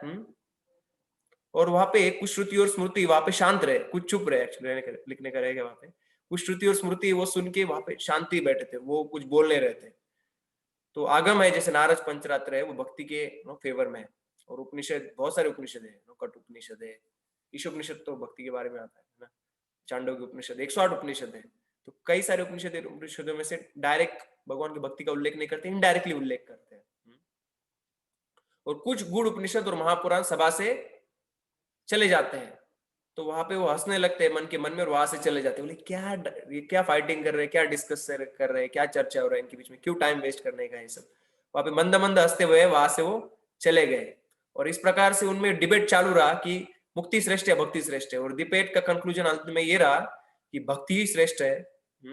और आगम और पुराण ने उन्होंने वहां पे सिद्ध कर दिया कि मुक्ति से आसान भक्ति, एक्चुअली भक्ति श्रेष्ठ है और भक्ति से मुक्ति आसानी से हो जाती है, ज्ञान से मुक्ति करना बहुत मुश्किल है। ये वहां पे उनने प्रूव कर दिया। तो बाद में ये जो ब्रह्मा जी बने थे, गोप कुमार हमारे, तो वो पूछने लगे अरे ये भक्ति से ये भक्ति के जो शास्त्र है, कुछ शास्त्र थे, जैसे गूढ़ उपनिषद में आता है गोपाल तापनी उपनिषद आता है, और महापुराण में श्रीमद् भागवत महापुराण आता है। यहाँ पे जैसे पद्म पुराण का पूर्व खंड है, और विष्णु पुराण है, ये सब शास्त्र डायरेक्ट भक्ति के बारे में चर्चा करते हैं। तो ये सब शास्त्र वहां से चले गए थे। तो जब वो चले गए तो ये राजा उनको कहे कि आपको कुछ पता है, आप मेरे को बताइए कि आपको क्या समझा, आप मुझे थोड़ा ज्ञान दीजिए इसके बारे में। तो उन्होंने बहुत सुंदर चर्चा आता है यहाँ पे उसके बारे में। तो श्रीमद् भागवतम वहां पे उपदेश देने लगे। श्रीमद् भागवतम पर्सनिफाइड वहां पे कह रहे कि मोक्ष का उल्लेख सिर्फ उसे टालने के लिए या भक्ति की महानता को निर्देशित करने के लिए किया जाता है। तो हम देखते हैं कि मोक्ष का उल्लेख बहुत सारे शास्त्रों में आता है ना, परंतु शास्त्र क्यों आता है, सिर्फ आप मोक्ष नहीं लेना चाहिए उसके लिए मोक्ष के बारे में कहा जाता है, एक तो है। दूसरा है कि भक्ति इतनी महान है कि भक्ति का जो आनंद है मोक्ष के करोड़ों गुना है। हमारे प्रबोधानंद सरस्वती है, वो भक्त बने, और वो एक श्लोक में क्या कहते हैं, कैवल्यम नरकायते, जो कैवल्य का जो सुख है, मुक्ति का सुख कितना है, कैसा है वो, नरकायते, एक नरक के सुख के समान है, कुछ सुख नहीं है उसमें, भक्त के लिए तुच्छ है, वो सुखी नहीं है, वो नरक है, क्योंकि भगवान का दर्शन ही नहीं है उसमें। तो भक्ति का महानता को दर्शाने के लिए मोक्ष का उल्लेख, कि भक्ति से मोक्ष हो जाता है, इतना ऊपर जा सकते हैं, क्योंकि लोगों को आइडिया नहीं है भक्ति में क्या हो सकता है। तो एक कहा था कि आप जन्म मृत्यु से बाहर आ सकते हो। भक्ति का आनंद, अभी हम क्यों आए भक्ति में, काफी लोगों को लगेगा हम लोग इसी स्तर पे बहुत बार कि हम लोग को जन्म मृत्यु का चिंता रहता है, और क्योंकि हम इस स्तर पे, इसलिए हमको प्रभुपाद ने भी सिखाया कि हमको जन्म मृत्यु के संसार से बाहर आने का है ना। परंतु जो भक्ति है, चैतन्य महाप्रभु कहते हैं जन्म मम जन्मनि जन्मनीश्वरे, वो जन्म मृत्यु से बाहर आने के लिए नहीं है, भगवान का सेवा करने के लिए। और भगवान की दिव्य सेवा में जो सुख आता है वो मुक्ति के सुख से भी कहीं ज्यादा है। परंतु हम लोग क्योंकि इस प्रॉब्लम से, भौतिक प्रॉब्लम से हम आइडेंटिफाई करते हैं कि मेरे जीवन में ये प्रॉब्लम, वो प्रॉब्लम, जब कहा जाता है कि इस प्रॉब्लम से बाहर आओगे आप, तो हमको लगता है हाँ सुखी हो जाऊंगा मैं। और भक्ति का सुख तो इसको कई गुना करोड़ा है, करोड़ों गुना ज्यादा है। बट एक जैसे 10 समझ में आया तो 10 गुना 10 भी समझ में आएगा, 10 ही नहीं पता है क्या तो 10 गुना 10 कैसे पता चलेगा। तो ऐसे मोक्ष थोड़ा आइडिया आता है कि हाँ मोक्ष के सुख, मोक्ष का इतना सुख है तो भक्ति का सुख तो इतने बहुत ज्यादा हो सकता है, राइट। तो इस प्रकार से भक्ति की महानता दर्शाने के लिए मोक्ष को निर्देशन किया जाता है। उसमें वास्तविक आनंद का एक लेश मात्र भी नहीं है, वह तो नामाभास से भी प्राप्त हो सकती है। क्या जो मोक्ष है वो नामाभास से भी प्राप्त हो सकता है। हम देखते कि हरिदास ठाकुर, हम चैतन्य चरितामृत चर्चा कर रहे थे, और वहां पे उनको एक सभा में बुलाया गया था और वहां पे चर्चा हो रहा था। तो वहां पे उन्होंने कहा कि सब लोग मोक्ष की बहुत गुणगान कर रहे थे। तो उन्होंने कहा ये मोक्ष क्या है, एक तो नामाभास से भी होता है। नामाभास यानी क्या, आप किसी को गाली देते हैं हरामखोर, नो, जिस मुसलमान का कथा आता है कि कोई हरामखोर बोला था, तो वो उसमें राम आता है हरामखोर में, तो राम आता है इसलिए उसको तुरंत मुक्ति हो गया, मृत्यु होगा तो उसका तुरंत मुक्ति हो गया। तो कोई मजाक में बोलते हैं हरे कृष्णा वाले क्या है, नाचते गाते घूमते रहते हैं, तो ऐसे मजाक मजाक में भी कोई बोला हरे कृष्णा तो भी उसका मुक्ति हो जाता है। अजमिला का मुक्ति, उसने भगवान का नाम लिया था, एक प्रकार से लिया था, एक प्रकार से नहीं लिया था, उसने अपने पुत्र को बुलाया था भगवान को तो निर्देश नहीं किया था, परंतु तो भी उसका मुक्ति हो गया वहां पे। मुक्ति हो गया, भक्ति मिल गया उसको तो बाद में। तो ये नामाभास से भी होता है, इसमें क्या है। तो इस प्रकार जब कहे हरिदास ठाकुर, तो वहां पे गोपाल चक्रवर्ती था, बहुत गुस्सा हो गया उसको, वो कहने लगा कि आप अपमान कर रहे हो मुक्ति का। और इस प्रकार से इसने बहुत कुछ बोला और उसका नाक गल गया, बाद में उसको कुष्ठ रोग हो गया। तो हम समझते कि भक्ति का सुख बहुत ज्यादा है। तो उसका उदाहरण दिया कि एक निरोगी व्यक्ति का सुख। एक निरोगी व्यक्ति है, सिर्फ निरोगी कोई रहता है तो उसमें कोई सुख है? सिर्फ फिट रहने में। वो सिर्फ रोग का अभाव है, उसमें कोई वास्तविक सुख की अनुभूति नहीं है। वास्तविक सुख है वो रस में है, वो आदान प्रदान में है। वो सुख उसमें नहीं है, सिर्फ निरोगी रहने में एक लेवल का है, परंतु और है कि हम आदान प्रदान करें, रिलेशनशिप करें, उसमें सुख है। तो इस प्रकार से बताया गया कि उसमें कोई वास्तविक सुख नहीं है। भक्ति के रस के बिना जीवात्मा मुक्ति को, सुख को समझता है, जो कि बहुत ही अल्प है। तो भक्ति का रस नहीं रहता तो वो सोचता है कि मुक्ति मेरा सब कुछ है। भक्ति नहीं पता रहता तो उसको लगता है कि मुक्ति सर्वश्रेष्ठ है और मैं मुक्ति प्राप्त करूंगा तो मैं बहुत सुखी हो जाऊंगा। परंतु जिसे वास्तविक भक्ति प्राप्त हो जाता है उसको मुक्ति एकदम तुच्छ लगने लगता है और भगवान को सेवा छोड़ के और किसी भी प्रकार का वो मुक्ति नहीं चाहता है। तो हम सोचेंगे कि मुक्ति हम किधर चाह रहे हैं, हम तो भक्ति चाह रहे हैं ना। परंतु हमें ये सब बीज है, मुक्ति बीज है, भक्ति का बीज है, और अलग अलग प्रकार सिद्धि है उनका भी बीज है। तो अलग अलग प्रकार किस प्रकार के बीज है हमारे हृदय में। और इसीलिए हम भी क्या सोचते कि सेवा, अरे मैनेजर मेरे को ही पकड़ते हैं, ये माता जी मुझे ही पकड़ के सेवा देते हैं, मुझे तो खुश रहना है ना। हम सेवा से भागते हैं, उसका मतलब कि हमको मुक्ति चाहते हैं। हमको ना भगवान की सेवा में मजा नहीं आता है। हम लोग हर बार बोलते कि मुझे सेवा है तो टेंशन आ जाता है। इसका मतलब क्या है कि हम लोग अभी भी मुक्त होने का हम लोग सिर्फ अकेले में रहना चाहते हैं। आध्यात्मिक जीवन क्यों कर रहे हैं? मन को शांति होती है इसलिए आध्यात्मिक जीवन कर रहे हैं। परंतु जो भक्ति का सुख है, आदान प्रदान, एक बार वो सुख आने लगेगा तो मुक्ति से कहीं जाता है। और भक्त है वो भगवान की सेवा करना में बिल्कुल संकोच नहीं करते, क्योंकि वो इतना प्रेम का आदान प्रदान करने का उनको वहां पे मौका मिलता है। तो परंतु ये भक्ति का सुख नहीं रहता तो हम फिर मुक्ति का सुख हमको बहुत ज्यादा लगता है ना। भगवान के संबंध में अनंत सुख है, न तो हमारी शाश्वतता की केवल अनुभूति में। तो मुक्ति का सुख क्या है? हम खुद को जब समझ जाते हैं कि हम आत्मा है तो मुक्ति का सुख है, आत्मा समझना। परंतु भक्ति का सुख उसका कई बढ़ के ब्रह्मभूत प्रसन्नात्मा न सोचती न कांक्षती। वो ब्रह्मभूत जो खुद को आध्यात्मिक स्वरूप को जानता है, वो आध्यात्मिक स्वरूप यानी वो आत्मा है। ये नहीं कि उसका आध्यात्मिक गोलोक धाम का स्वरूप, परंतु कोई समझ लेता है कि आत्मा है। एक लेवल पे वो भौतिक जो ड्युअलिटीज है, जैसे प्लेजर एंड पेन है, और जैसे हीट एंड कोल्ड है, मान अपमान है, नो 3 लेवल के टॉलरेंस, नो शरीर लेवल पे हमारे जो हीट एंड कोल्ड, नो गर्म और ठंडा, और जो मन है उसके लेवल पे क्या है कि यश अपयश, नो या ये सब आता है ना। और ईगो के लेवल पे मान अपमान। हरे कृष्णा।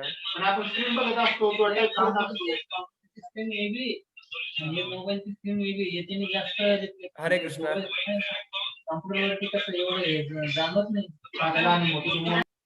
तो हम देखते हैं कि मोक्ष का जो सुख है वो कुछ भी नहीं है। और यहाँ पे एक मिनट, पिछला स्लाइड चल रहा था। तो हमारे शाश्वतता की केवल अनुभूति में कोई सुख नहीं है। वास्तविक जो सुख है वो भगवान की अनुभूति में है, भगवान के साथ आदान प्रदान में है, वो शाश्वत सुख है। और अचिंत्य भेदाभेद का वहां पे तत्व आता है। तो हम श्लोक पढ़ेंगे। हम लोग बहुत बार कहते हैं कि हमारा फिलोसॉफी अचिंत्य भेदाभेद का है, तो हम पढ़ के देखते हैं वो श्लोक।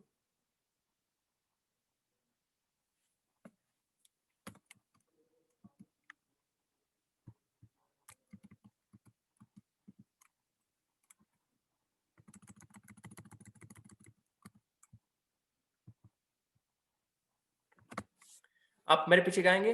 अस्मिन् ही भेदा भेदाख्ये, अस्मिन् ही भेदा भेदाख्ये सिद्धान्ते स्मत्सु सम्मते, सिद्धान्ते स्मत्सु सम्मते युक्तावतारिते सर्वं, युक्तावतारिते सर्वं निरावध्यं ध्रुवं भवेत्, निरावध्यं ध्रुवं भवेत्।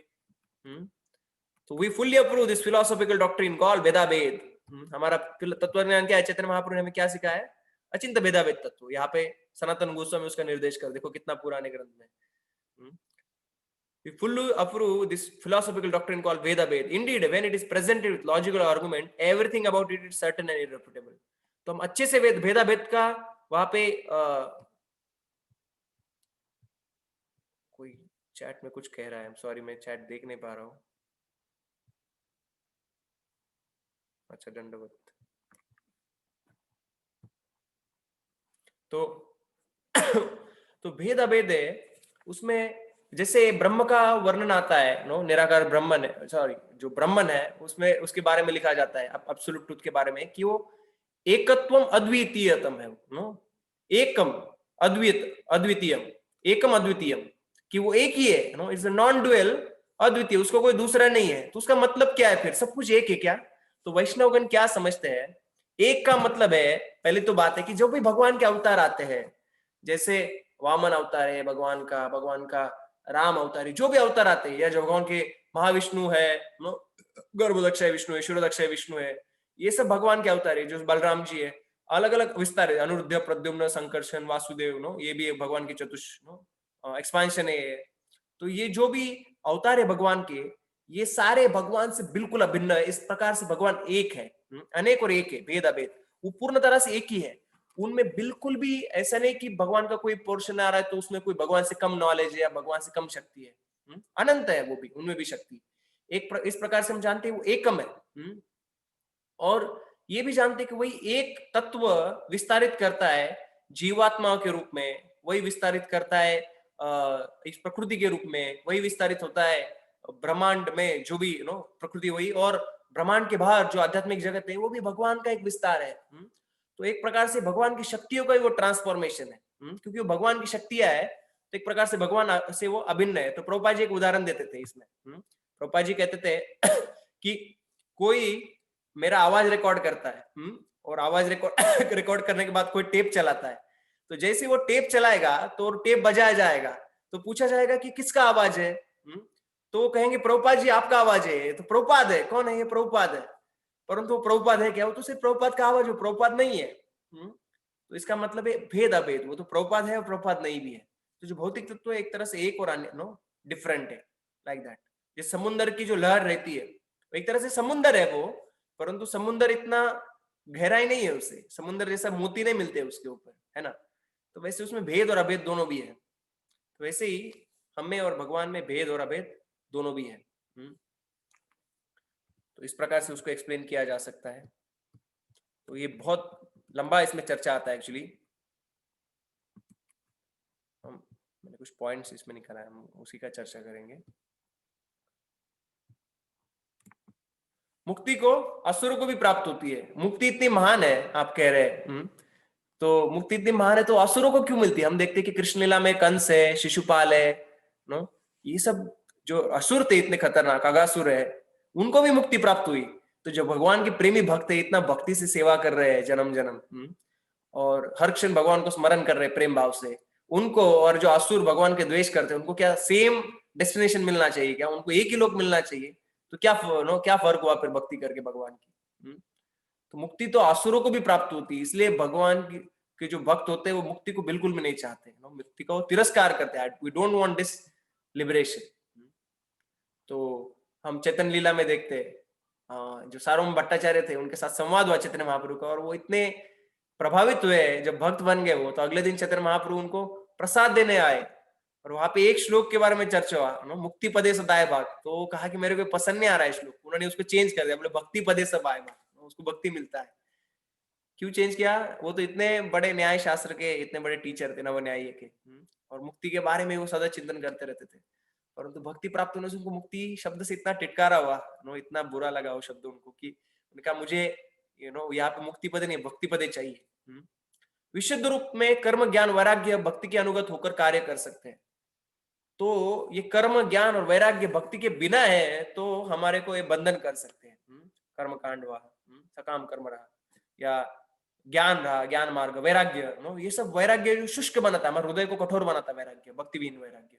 और ज्ञान हमको प्राउड बना सकता है, इम्पर्सनल की तरफ लेके जा सकता है, भगवान की निराकारवादी मुक्ति की तरफ। और जो कर्म है हमको दुनिया में हमको आसक्त कर सकते हैं, परंतु वही कर्म ज्ञान और वैराग्य भक्ति के अनुगत हो जाते हैं तो हमारी भक्ति को और प्रगति करने के लिए, आध्यात्मिक जीवन में और उठाने के लिए हमको हेल्प कर सकते हैं। हम देखते हैं गीता में कर्मयोग आता है, ज्ञान योग आता है, क्योंकि वो भक्ति के कॉन्टेक्स्ट में उसको डिस्कस किया गया है। इसलिए प्रभुपाद हर जगह पे डिवोशनल सर्विस का ही परपोर्ट देते हैं, क्योंकि कर्म ज्ञान और वैराग्य सब कुछ suppose to employed under devotional service, भक्ति में उसका उपयोग करना है। इसलिए सब जगह पे प्रभुपाद डिवोशनल सर्विस के बारे में कहते हैं, क्योंकि वही वास्तविक स्वरूप है एक्चुअली। तो कर्म कैसे करना है? तो कर्म कृष्ण अर्पण है, जो हमारे कर्म है वो सब कृष्ण को अर्पण करके करेंगे तो कर्म बंधन का कार्य नहीं करेंगे। और ज्ञान जो है वो ज्ञान हम इम्पर्सनल ज्ञान नहीं, परंतु भक्ति का ज्ञान लेंगे हम, जैसे हम अभी भक्ति के ज्ञान के बारे में इतना चर्चा कर रहे हैं। और भगवान का स्वरूप जानेंगे, हमारा स्वरूप जानेंगे, भक्ति का ज्ञान लेंगे और संबंध अभिधेय प्रयोजन का ज्ञान लेंगे तो हमारा भक्ति और अच्छे से बढ़ेगा। और हम बहुत जल्दी इस दुनिया से मुक्त होकर भगवत धाम जा सकते हैं। और वैराग्य है, तो वैराग्य भगवान से असंबंधित चीजों से दूर रहने के लिए शुरुआत में काम में आता है। शुरुआत में जो कनिष्ठ अधिकारी रहता है वो सब चीजों की भगवान की सेवा में वो एंगेज नहीं कर सकता है, तो उसको कहा जाता है इससे दूर रहो, उससे दूर रहो, है ना। तो वैराग्य भी भक्ति में जब सेवा में लगा है तो ये सब कुछ इस प्रकार से भक्ति में और हेल्प कर सकता है। तो ये सब इंडिपेंडेंटली नहीं, but under the protection of भक्ति इट कैन वर्क। तो हम देखते कि भक्ति is synthesis of all the processes. भक्ति में हम कार्य करते हैं, तो कर्मकांड का या कर्मयोग का जो निगेटिव पार्ट है, कर्म का निगेटिव पार्ट क्या है कि हम आसक्त होते हैं, परंतु भगवान के लिए करने से हम भगवान से आसक्त है, तो अच्छी बात है। ज्ञान का निगेटिव पार्ट है कि हम ज्ञान से हम इम्पर्सनल मुक्ति की तरफ अट्रैक्ट हो सकते हैं, तो भक्ति में ज्ञान से हमारा भक्ति बढ़ता है। और ध्यान मार्ग है, उसमें भगवान पे ध्यान करते हैं, तो भक्ति है वो सब मार्गों को सिंथेसाइज करता है, सब मार्गों का जो बुरे गुण है उसको निकाल देता है और अच्छे गुण को एकत्र कर देता है। इसीलिए भक्ति सबसे सर्वश्रेष्ठ है। और जो मोक्ष का जो सुख है वो निरस सीमित और एक प्रकार का ही होता है, परंतु भक्ति का जो सुख है वो मधुर से मधुर हर्षण बढ़ने वाला होता है।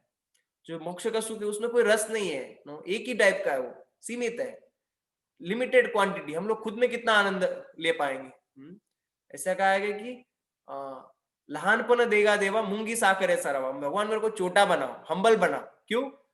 एक चीटी को जो हलवा है मूंगी साकरे सरवा, उसको जो हलवा है उसका टेस्ट वो कर सकती है, शुगर का टेस्ट एक चीटी कर सकती है, परंतु चीटी को खुद को क्या आनंद आएगा। तो हम भगवान का स्वीटनेस है, भक्ति में भगवान का स्वीटनेस को टेस्ट करते हैं। और क्योंकि भगवान अनंत है तो हमारा भक्ति का सुख भी मधुर से मधुर हर क्षण बढ़ने वाला होता है, हर क्षण वो बढ़ते जाता है। परंतु जो मोक्ष है उसमें कोई सुख नहीं है, वो निरस है, सीमित है, एक प्रकार का होता है। वेग लिखा गया यहाँ पे, वो वेग है, कुछ समझ में नहीं आता क्या है वो, very limited and it is dull, that kind of pleasure. परंतु भक्ति बहुत मधुर मधुर है। श्लोक पढ़ना है।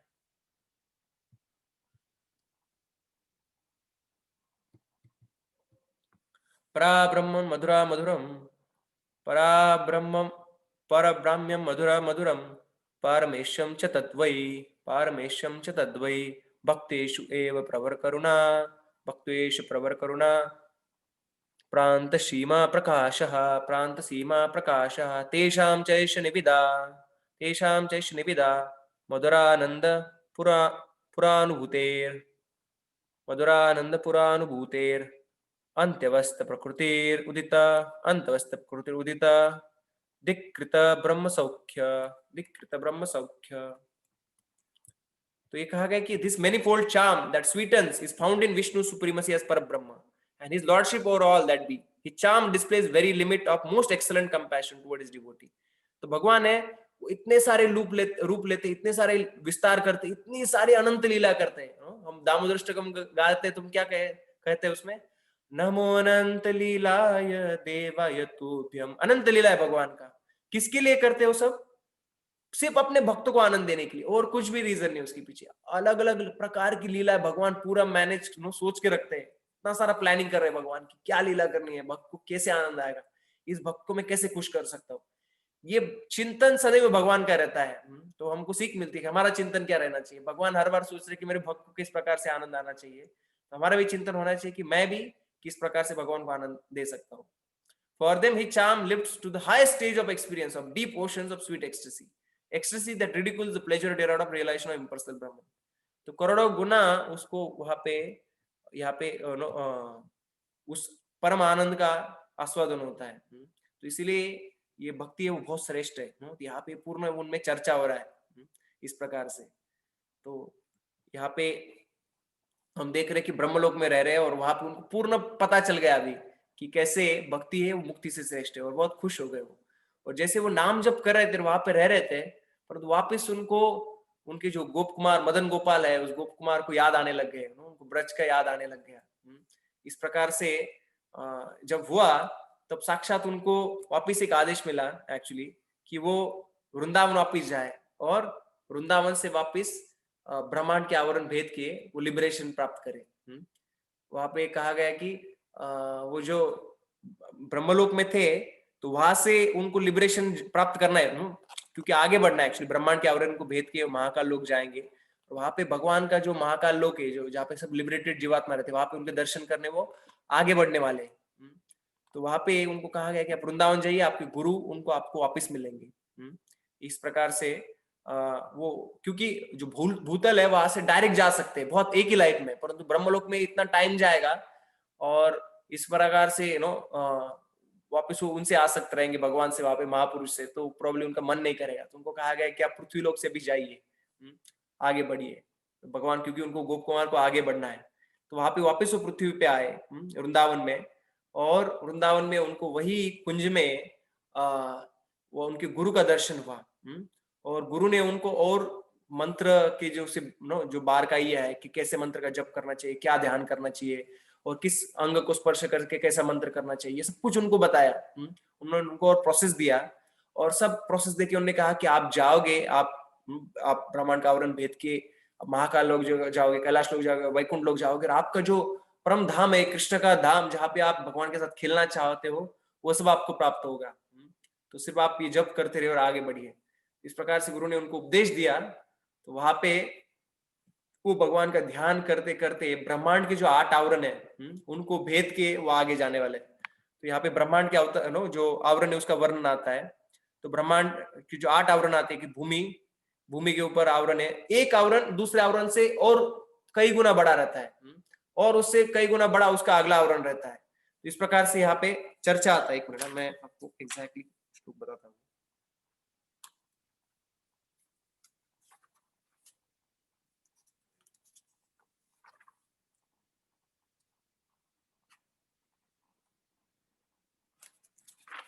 तो यहाँ पे कहा गया है जो आवरण है वो 500 मिलियन योजनाज रहते हैं, इतना सारा आवरण है, और 10 गुना ऑलमोस्ट 10 टाइम्स हायर बिगर। तो इस प्रकार से भूमि का जो आवरण में वो गए सबसे पहले, ब्रह्मांड के 8 आवरण है, उसके पहले भूमि का आवरण है, वहां पे भूमि देवी साक्षात रहती है, पर्सोनिफाइड भूमि देवी, और वराह भगवान का वो पूजा करती है।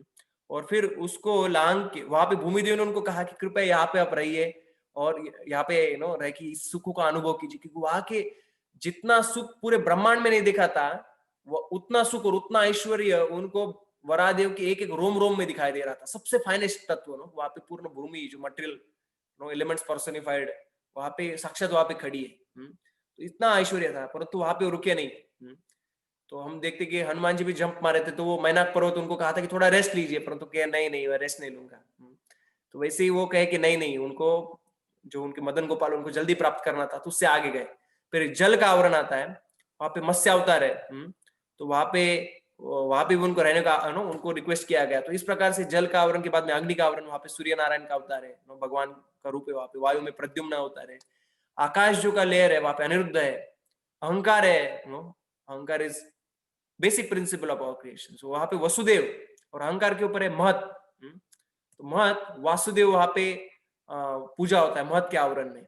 और प्रकृति में उनको पूर्ण अंधेरा ही अंधेरा दिखाई दिया, सब पूर्ण अंधेरा था, और नीला कलर का प्रकाश कुछ तो दिखाई दे रहा था, और उनको बड़े आकर्षित हो रहे थे, क्योंकि वो भगवान का प्रकाश नीला रंग भगवान का रंग नीला है, वहां से आकर्षित हो रहे थे।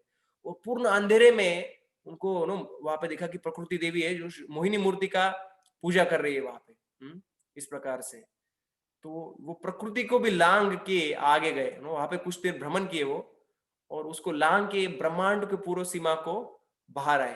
तो जैसे ब्रह्मांड की सीमा के बाहर आए तो उनको महाकालपुर लोक में पहुंचे, और महाकालपुर लोक में परम सुख की उनको अनुभूति हुई।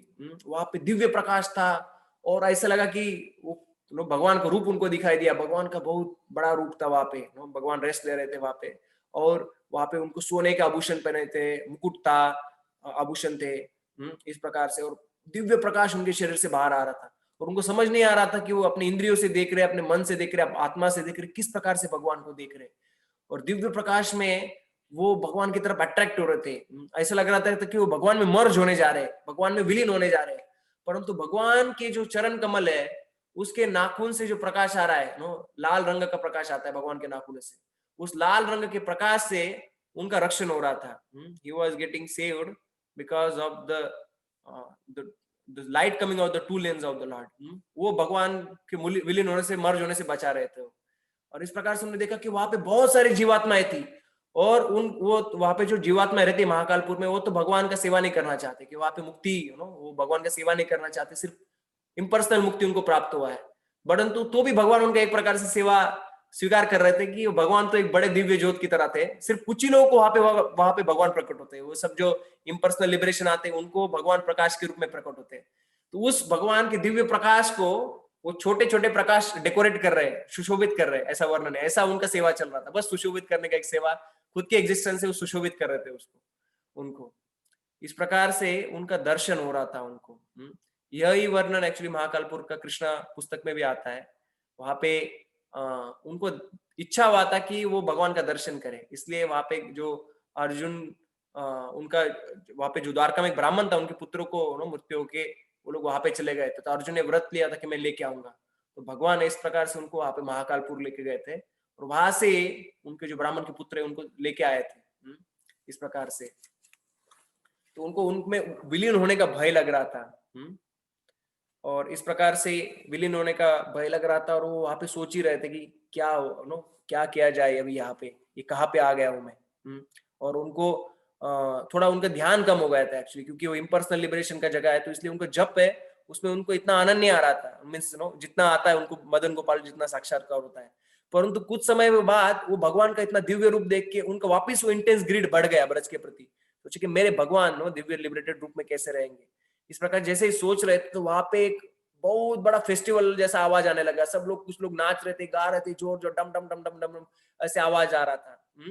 और वहां पे किसका आगमन हुआ? जय शिशु शंभो महादेव की जय। वहां पे शिव जी का आगमन हुआ। हम एक शिव जी का बहुत सुंदर श्लोक यहाँ पे गाएंगे, हम एक श्लोक।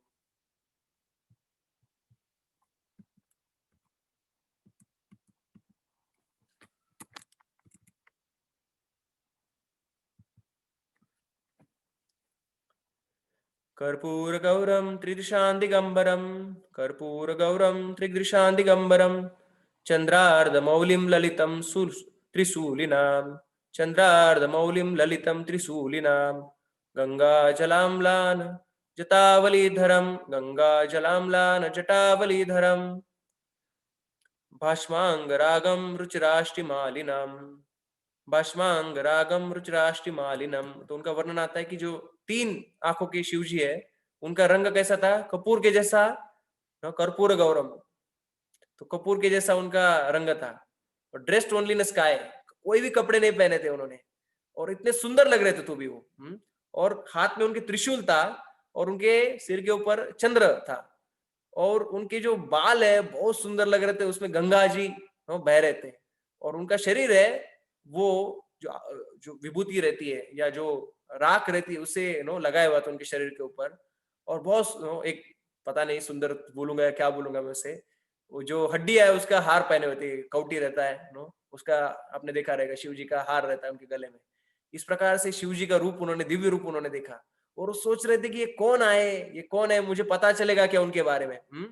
और उनके लैब के ऊपर उनके गोद में एक स्त्री बैठी थी, वो जो बहुत सुंदर थी, फेयर कॉम्प्लेक्शन, गौरी वर्णना यहाँ पे, और दिव्य वहां पे बहुत सारे पैराफर्निया रेगालिया सराउंडेड हिम, दिव्य पदार्थ वस्तुएं थी उनके आजू बाजू में, और वहां पे लोग थे, और वो more heavenly than riches of heaven, स्वर्ग से भी ज्यादा मूल्यवान ऐसी वस्तुएं थी।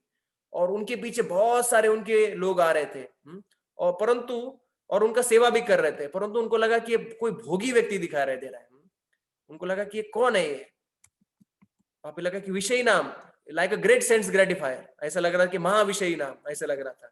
परंतु ऐसे तो लग रहे हैं महाविषयी नाम, परंतु बहुत पावरफुल है, और सबसे एक्सलेंट है, सब जितने लिबरेटेड जीवात्मा देखे उससे सबसे और सर्वोत्कृष्ट दिखाई दे रहे थे।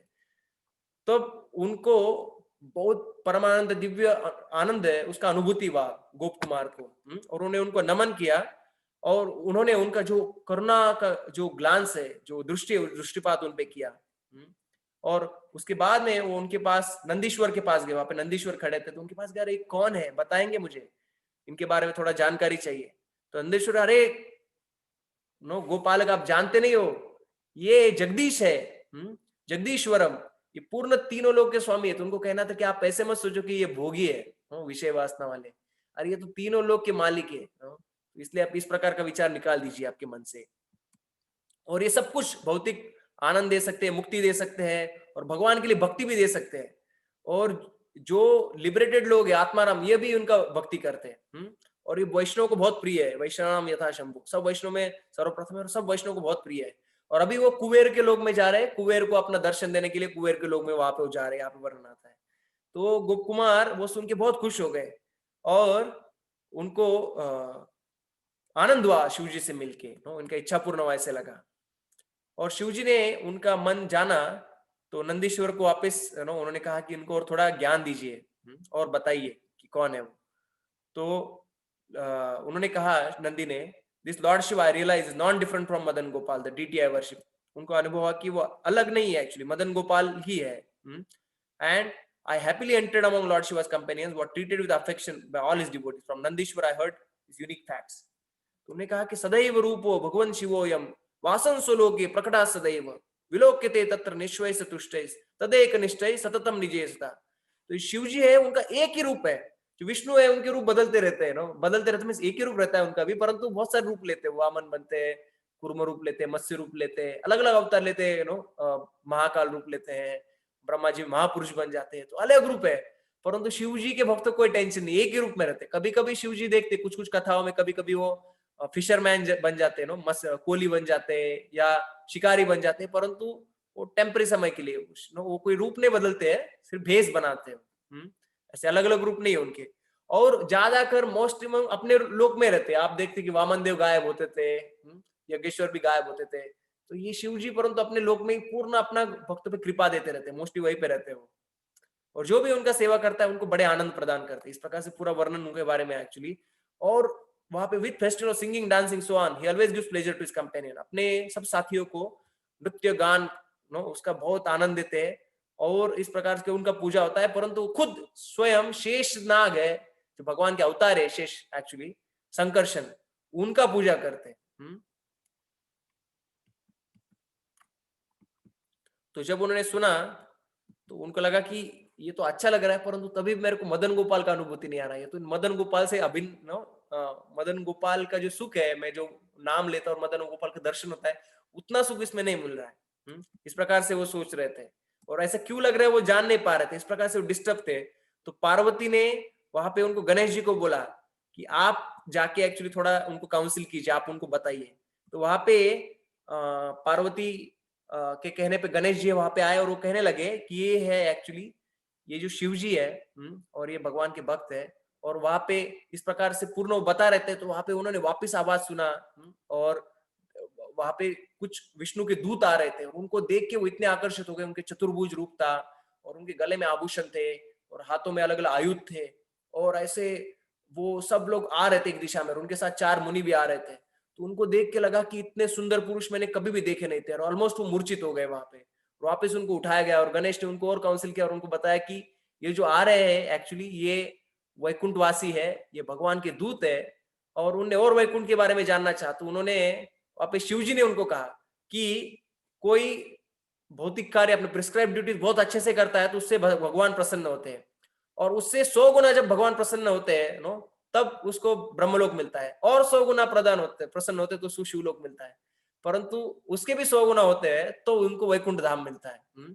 तो इस प्रकार से उन्होंने गुणगान गाया और उन्होंने कहा कि मैं खुद वैकुंठ लोक वासी होने का मैं प्रयास करता हूँ, मैं इच्छा रखता हूँ। इतने महान है वैकुंठ के वासी। इस प्रकार से बुरी बुरी प्रशंसा की उन्हें वैकुंठ लोक की। और इस प्रकार से शिव जी ने कहा तो जो विष्णुदूत है वो कहने लगे कि शिव जी आप विनम्र है इसलिए आप ऐसे करें, आप तो वैकुंठ में भी पूजनीय है और आपके कृपा से जो liberated souls you liberate people and you send them to Vaikuntha. हम देखते भागवतम में संदर्भ आता है। वहां पे प्रचेतास्ते शिव जी ने उनको कृष्ण मंत्र दिया, विष्णु जी का मंत्र दिया और इस प्रकार से उनका मुक्ति हुआ, भगवान उनको प्राप्त हुए। तो जो भगवान है वो जो वैष्णव के बहुत प्रिय है। इस प्रकार से सब वैकुंठ के दूतों ने भी शिव जी का इस प्रकार से बहुत प्रशंसा किया। और यहाँ पे वैकुंठ के जो दूत है और जो गोप कुमार है उनके बीच में भी बहुत सुंदर चर्चा होने वाला है आगे कल। एक्चुअली उसका चर्चा हम कल करेंगे। आपका आज का सेशन को भी विराम देते। तो हमने आज देखा कि जो शिव जी है वो यहाँ तक विराम किया हमने, कैलाश लोक में आए तो हमने देखा कि वो स्वर्गलोक में थे, फिर महरलोक में आए, महरलोक से जनलोक तो वहीं पे है, वो फिर तपलोक में गए, तपलोक से ब्रह्मलोक गए, ब्रह्मलोक से महाकालपुर गए और वृंदावन आए, वृंदावन से महाकालपुर गए और महाकालपुर से वो कैलाश गए नो, ये इतना सब जर्नी आज हमने कवर किया। तो आगे का जो जर्नी है वो हम कल कवर करेंगे। तो आपका कोई प्रश्न है आज तो आप यहाँ पे पूछ सकते हैं, हम उत्तर देने का प्रयास करेंगे।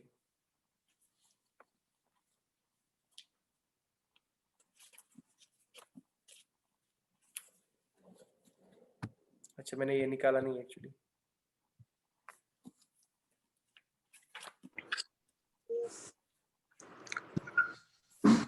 हरे कृष्णा प्रभु जी। हरे कृष्णा, दंडवत प्रणाम। दंडवत प्रणाम प्रभु जी। प्रभु जी, आप जब उस महारलोक के संदर्भ में बता रहे थे तब वो गोप कुमार ध्यान में ये होते, पूरी तरह से लीन होते, तो भगवान के अनेक रूप उनके इसमें आते, चेतना में आते रहते। राइट।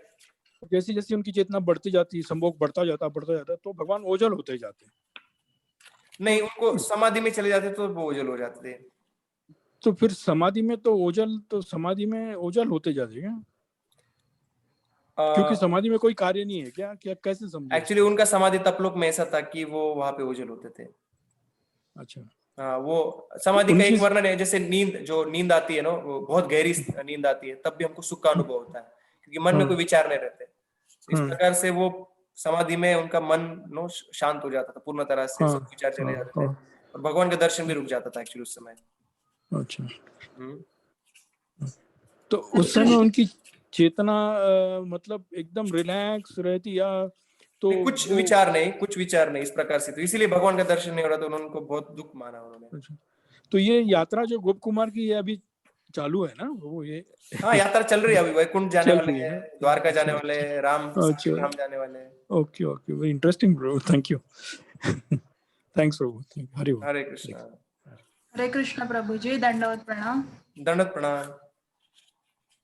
प्रभु जी, ये गोप कुमार की जो जर्नी है वो शारीरिक तौर पे है या मानसिक तौर पे है? वो सब शरीर मन सब कुछ लेके जा रहे हो आगे आगे। ओके प्रभु जी, बहुत सुंदर व्याख्यान हो रहा है, धन्यवाद प्रभु जी। धन्यवाद, ज्वाइन करने के लिए धन्यवाद देवी। अभी वैष्णव प्रभु ने प्रश्न पूछा कि भगवान शिव जी को प्रथम वैष्णव कहा जाता है, उनके गले में कंठी नहीं, तिलक भी नहीं है, ऐसे क्यों? तो कभी कभी हम देखते हैं हमारे भक्त रहते प्रचार करने के लिए किधर जाते हैं तो मुस्लिम कंट्री में जाते हैं, तो मुस्लिम कंट्री में वो क्या करते हैं, वो वैसा ही पोशाक धारण करते हैं ना, वो लोग धोती कुर्ता नहीं, क्योंकि वहां के लोग है वो ऐसा। आप जाओगे कभी कुछ कुछ कंट्री, जैसे सिंगापुर में मैंने सुना है धोती कुर्ता पहन के जाओगे तो आने नहीं देंगे वहां पे, भगवे कपड़े पहन के, तो बहुत महाराज लोगों को कभी कभी पैंट शर्ट पहन के जाना पड़ता है। तो वैसे ही जो भूत पिशाच ऐसे लोगों को उद्धार करने के लिए शिव जी है, तो वो शिव उनका आदत सब अलग है। वो देखेंगे इतना शुद्ध जीवात्मा कोई आया है, जीवात्मा सॉरी, शिव जी तो भगवान के तत्व है, तो वैसे शिव जी वहां पे आए तो वो उनके करीब नहीं आएंगे, है ना। तो वो मोड ऑफ इग्नोरेंस में रहते हैं सब, भूत पिशाच प्रेत ये सब रहते हैं। उनको वहां से लिबरेट करने का कार्य दिया गया है शिव जी को। किसने दिया है? भगवान स्वयं विष्णु ने उनको एक कार्य दिया है। तो इसके लिए फिर उनको उस प्रकार के वेशभूषा करते, इस प्रकार से रहते हैं वो, तो ये सब भूत पिशाची लोग हैं वो भी अट्रैक्ट हो जाते हैं शिव जी से, और उनका उद्धार शिव जी करते हैं। परंतु हमको उनका वंदन करना है, उनको अनुसरण नहीं करना है, हमको ऐसा नहीं पहनने का है ना। उनकी आदतें नहीं लगनी। जो शिव भक्त रहते बहुत बार कभी कभी वो गांजा लेते या अलग अलग प्रकार की गलत आदतें भी रखते हैं, परंतु हम शिव जी को वंदन करते हैं, परंतु हमारे वैष्णव जीवन का हम पालन करते हैं। यस वैष्णव प्रभु, हरि बोल। हरे कृष्णा। और कोई प्रश्न है? हरे कृष्णा प्रभूजी, नारदांचे 3 जन्म आहेत, त्यातला पहिला जन्म कोणता सांगितला तो विसरलो मी। नारद का मैंने जन्म नहीं बताया, मैंने गोप कुमार का ही चल रहा है ना आज। नारद का तो पहले तो मैंने सुना था, वैसे नारद का गांधर्व लोक में थे, वो गांधर्व लोक में भगवान का आज हमने नहीं चर्चा किया, परंतु ऐसा वर्णन आता है वहां पे गा रहे थे और एक बार वो अट्रैक्ट हो गए किस स्त्री से, तो वो फिल्मी सॉन्ग जैसे गाने लग गए और वहां से उनका पतन हो गया। फिर शूद्र पुत्र के रूप में उनका जन्म हुआ, है ना, और वहां पे उनको भक्ति वेदांत का कृपा मिला उनको, और फिर अगले जन्म में वो नारद मुनि बने। ऐसा भागवत में आता है, परंतु आज तो हमने उसका चर्चा नहीं किया।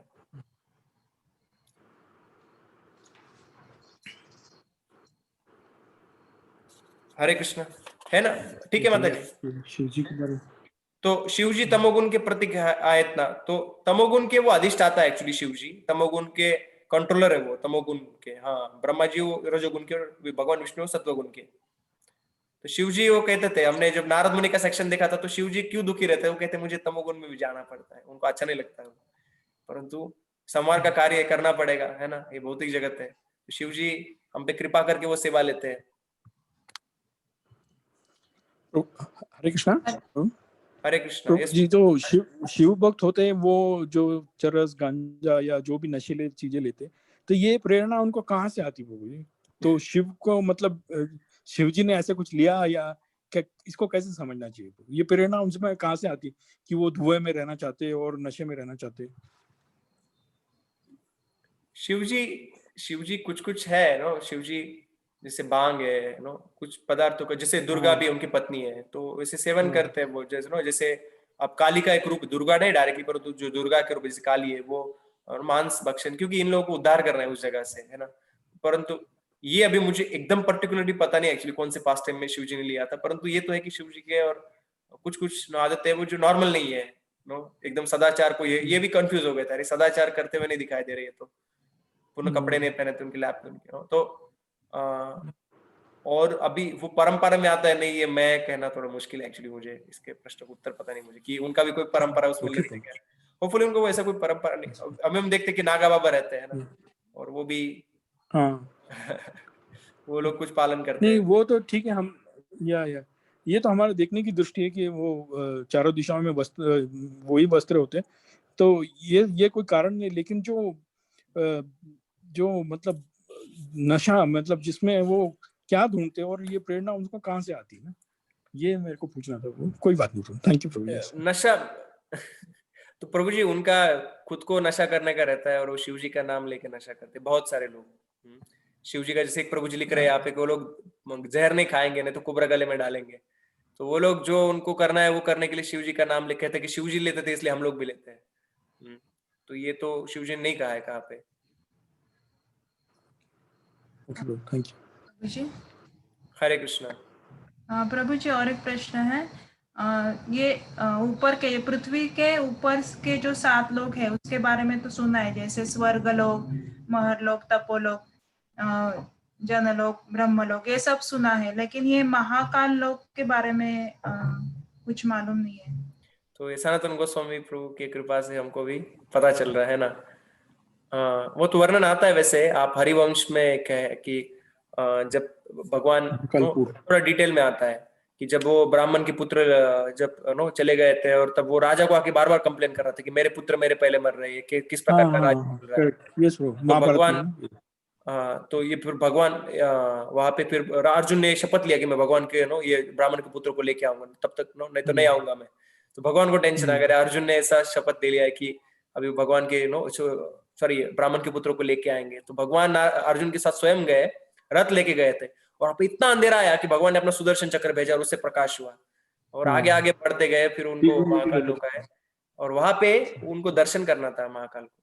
तो ये हरिवंश में थोड़ा सा आता है एक बुक में, परंतु सनातन गोस्वामी सब शास्त्रों को जानते हैं, वो रूप मंजरी सॉरी लवंग मंजरी को तो सब जानते हैं, उनकी कृपा से हमको और थोड़े डिटेल्स है वो इसमें पता चल रहे हैं एक्चुअली। सो प्रभु जी, महाकालपुर और सदाशिव अबाउट ये दोनों सेम ही है या अलग अलग है? सदाशिव का और ऊपर है एक्चुअली, शिव जी वहां से जा रहे थे, वो वहां पे खड़े थे, कैलाश जा रहे थे।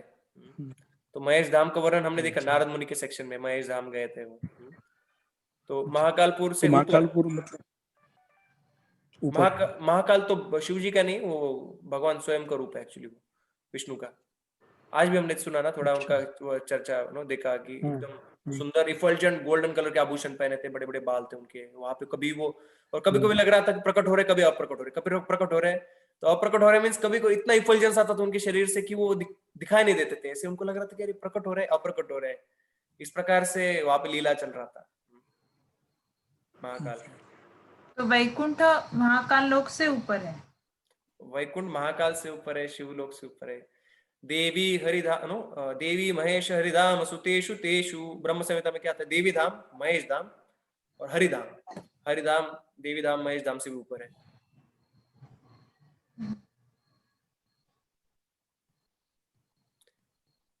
हरे कृष्णा। और भी प्रश्न है आपका? तो कार्तिक महीना आ रहा है, अभी हमको कार्तिक में और थोड़ा भक्ति बढ़ाना चाहिए और शास्त्रों का अध्ययन अच्छे से करना चाहिए। हम लोग एक्चुअली नेक्स्ट वीक चैतन्य चरितामृत एक हफ्ता, क्योंकि 28 तारीख को कृष्णदास कविराज गोस्वामी का तिरुभाव महोत्सव है, तो हम चैतन्य चरितामृत 7 या 8 दिन में हम लोग पूरा समरी आदिल्ला मदिल्ला अंतिलीला इंग्लिश में करेंगे। एक्चुअली मैं हिंदी में किया था, काफी सारे डिवोटी हिंदी में अटेंड किया है। और उसके बाद में फिर 5 तारीख के बाद में एक्चुअली बाद में हम कुछ श्रीमद् भागवतम समरी करेंगे कार्तिक में, तो आप सब भी रेडी रहिए। यस, हाँ, मैं हिंदी का लिंक भेजता हूँ राहुल प्रभु जी। तो श्रीमद् भागवतम हिंदी में रहेगा कि हिंदी में रहेगा, वो हिंदी में रहेगा, श्रीमद् भागवतम हिंदी में करेंगे। थैंक यू प्रभु जी। हरे कृष्णा। हरे कृष्णा। और कोई प्रश्न या कोई फीडबैक है आपका? और कोई?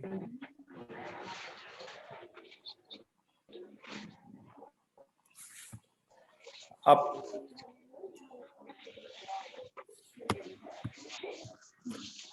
हम कुछ स्पेशल हरे कृष्णा, ललिता माता जी कुछ बोल रहे हैं? हाँ, अब अभी जो प्रभु जी ने पूछा था शिव जी के लिए, तो एक्चुअली मैंने सुना था कि ये शिव जो है वो परम वैष्णव है, और शिव पुराण में भी ऐसा है कि उसमें भी ये कोई वर्णन नहीं आता कि उन्होंने कभी गांजा चरस ऐसा कुछ पिया हो। उन्होंने विष के बारे में जरूर है ना है लिखा हुआ, लेकिन चरस गांजा जैसी कोई चीज लिखी हुई नहीं है उसमें। अच्छा अच्छा अच्छा, थैंक यू माता जी, शेयर किया। हाँ, धन्यवाद प्रभु जी। धन्यवाद धन्यवाद माता जी। वो भांग का तो प्रसंग आता है ना प्रभु कहीं पे? भांग एक्चुअली हम लोग इतना शिव जी के बारे में इतना फ्रिक्वेंटली नहीं सुनते, तो मेरे को यस, बताऊंगा आपको। ओके प्रभु। यस प्रभु जी। प्रभु जी शिव जी महान भक्त वैष्णव है। हाँ। और वो 12 महाजन में फर्स्ट महाजन है, तो वैसे तो वो वैष्णव में टॉप होने की वजह से वो तो वैसे कुछ करेंगे ही नहीं, परंतु सेवा है तो वैष्णव कुछ भी करने के लिए रेडी रहता है। प्रभुपाद जी कहते हैं वैष्णव कौन रहता है कि भगवान के लिए कोई भी नहीं करेगा। एक डेफिनेशन देते प्रभुपाद का, जो कोई भी चीज कभी नहीं करेगा, भगवान करेंगे तो वो कहेंगे। जैसे अर्जुन है, अपने परिवार वालों को कभी नहीं कोई मारेगा, परंतु भगवान के कहने पे अर्जुन अपने गुरु और परिवारजनों की हत्या करने के लिए रेडी हो गए। क्यों? क्योंकि कृष्ण ने कहा है। और जो सब कुछ करना है परंतु वो भी नहीं करेंगे, भगवान कहेंगे मत करो। हम देखते कि नित्यानंद प्रभु को चैतन्य महाप्रभु कहे कि आप मत रहिए पुरी में, आप जाके बंगाल में जाए, तो नित्यानंद प्रभु को चैतन्य महाप्रभु से अलग होना है कितना पेनफुल है, परंतु भगवान कह रहे कि आप जाओ, तो नित्यानंद प्रभु गए वहां पे, अभी बंगाल में जाके प्रचार किया। तो वैष्णव वो है कि जो भगवान की इच्छा के लिए जो भगवान चाहते वो करने के लिए रेडी रहता है। सबसे खराब चीज भी जो लोग मानते कि ये नहीं करना चाहिए, भगवान चाहते तो वो करेगा। और सबसे अच्छी चीज लोग सोचते कि करनी चाहिए, परंतु भगवान चाहते नहीं करना चाहिए, आप तो नहीं करेगा। वो सब कुछ भगवान की इच्छा के अनुसार करते। तो शिव जी को भगवान ने कार्य दिया है, तो शिव जी करते हैं। वो इतने कृपालु है शिव जी, तो इसीलिए शिव जी को भगवान इतना प्रेम करते हैं। शिव जी इतना ग्लोरीफाई करना चाहते हैं, इसीलिए उनको नीलकंठ भगवान ने स्वयं उनको विष को ग्रहण किया और शिव जी इतने प्रसिद्ध हो गए। और राम भगवान आते हैं तो हम देखते हैं कि वो भी शिव जी का पूजा करते हैं, है ना। तो भगवान हर बार ये मौका ढूंढते हैं कि शिव जी को कैसे वो ग्लोरीफाई कर सकते हैं। प्रभु जी, ये महेश धाम है। हरे कृष्णा प्रभु जी। हाँ बोलिए प्रभु जी। मथुरा किशोर दास बोल रहा हूँ मैं। ये हाँ, महेश धाम जो है, हाँ, मैंने कहीं तो भी पढ़ा है, आधा वो भौतिक जगत में होता है और आधा आध्यात्मिक जगत में होता है। इसमें आता है एक्चुअली, इसमें कैलाश धाम जो है वो भौतिक जगत में होता है उनका, और आधा पार्ट जो है सदाशिव लोक मैंने महेश धाम वो आध्यात्मिक जगत में। यस, दोनों लोग में इन्फ्लुएंस है उनका। वो बाउंड्री एक्चुअली वो महाकाल आध्यात्मिक और भौतिक जगत है। भौतिक जगत में भी कार्य करते हैं और आध्यात्मिक जगत के वहां पे उनके जो संगी गण है वो सब लिबरेटेड है एक्चुअली। उनके जो भी संगी है शिव जी के, हरे कृष्णा, वो सब पूर्ण तरह से लिबरेटेड है, मुक्त जीव है, परंतु वो आध्यात्मिक जगत नहीं है ना। नंदी बिंदी तो जो भी वैष्णव के रूप में शिव जी की पूजा करते हैं ना, जो शिव जी को वैष्णव समझ के पूजा करते हैं, परम वैष्णव, उनका मुक्ति होता है और एक्चुअली शिव धाम जाते हैं, महेश धाम जाते हैं, उनका लिबरेशन हो जाता है। परंतु शिव जी आसक्त रहते हैं, है ना। प्रभु यस, दंडवत प्रणाम प्रभु। दंडवत प्रणाम। यस प्रभु जी। आपकी तबीयत कैसी है? hopefully I'm looking a little better right now. इतना खासी नहीं है आज मुझे. जय जय जय. छोटा सा एडिशन करना चाहता था प्रभु. Thank you प्रभु. Yes प्रभु. एक्चुअली शिव जी को और विष्णु जी को या जो तत्व है, कृष्ण तत्व जो है, उनको कंपेयर किया जाए तो ये दूध के भांति है विष्णु तत्व, और शिव जी दही के भांति है. हाँ, क्षीरम यति दधि मतलब विकार विशेष होगा, ऐसे कहा गया. यस. हाँ, तो हम मतलब उनको इमिटेट भी नहीं कर सकते हैं, तो वो बातें बहुत दूर है कि उनका जैसा वो नशा वगैरह के सोचना, या लोग, आपने सही कहा है एकदम कि लोगों को खुद की इंद्रिय तृप्ति करनी है तो बस शिव जी का नाम बहाने लेके करते लेते हैं. हाँ, एक है जो तंत्र मार्ग है ना. अभी मैं ये नहीं बोल रहा अनऑथोराइज एक्चुअली जो अभी के लोग कर रहे हैं, क्योंकि वो कुछ भी नहीं पालन कर रहे हैं, परंतु जो तंत्र मार्ग पे है वो शक्ति का आराधना करते हैं एक्चुअली, वो भी आगे बढ़ने के लिए दिया है. धीरे धीरे कुछ लोग उससे आसक्त रहते हैं, तो उनके लिए प्रोसीजर दिया गया है कि काली का वर्शिप करते करते कैसे वो आगे बढ़ेंगे. तो 18 पुराण है, उसमें 6 पुराण तमोगुण में, 6 पुराण रजोगुण में, 6 पुराण जो है सत्वगुण में. जो शिव जी के 6 पुराण है वो तमोगुण के लोगों के लिए. तो तमोगुण के लोग हैं तो उनकी आदतें भी तमोगुण ही रहने वाली है ना.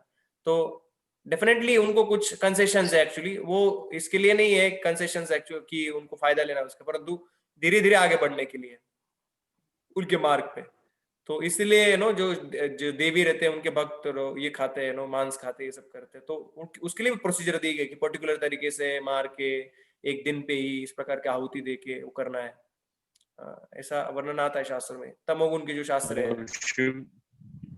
और शिव जी का तो एक खासियत है कि वो सततम कीर्तन, तो मतलब राम जी के ध्यान में ही रहते हैं. राइट. सदैव भगवान के राम के ध्यान में रहते हैं, वो तो है. यस. ये भी एक श्लोक है ना प्रभु जी की, वो ये तमोगुणी लोगों को भक्ति करके ऐसा ऊपर ऊपर ऊपर जाके वैष्णव भक्त होने के लिए वो देवी देवताओं का भक्ति करते हैं, यानी उनको भक्ति की आदत लगने के लिए भगवान जी ने ऐसे मार्ग किए है.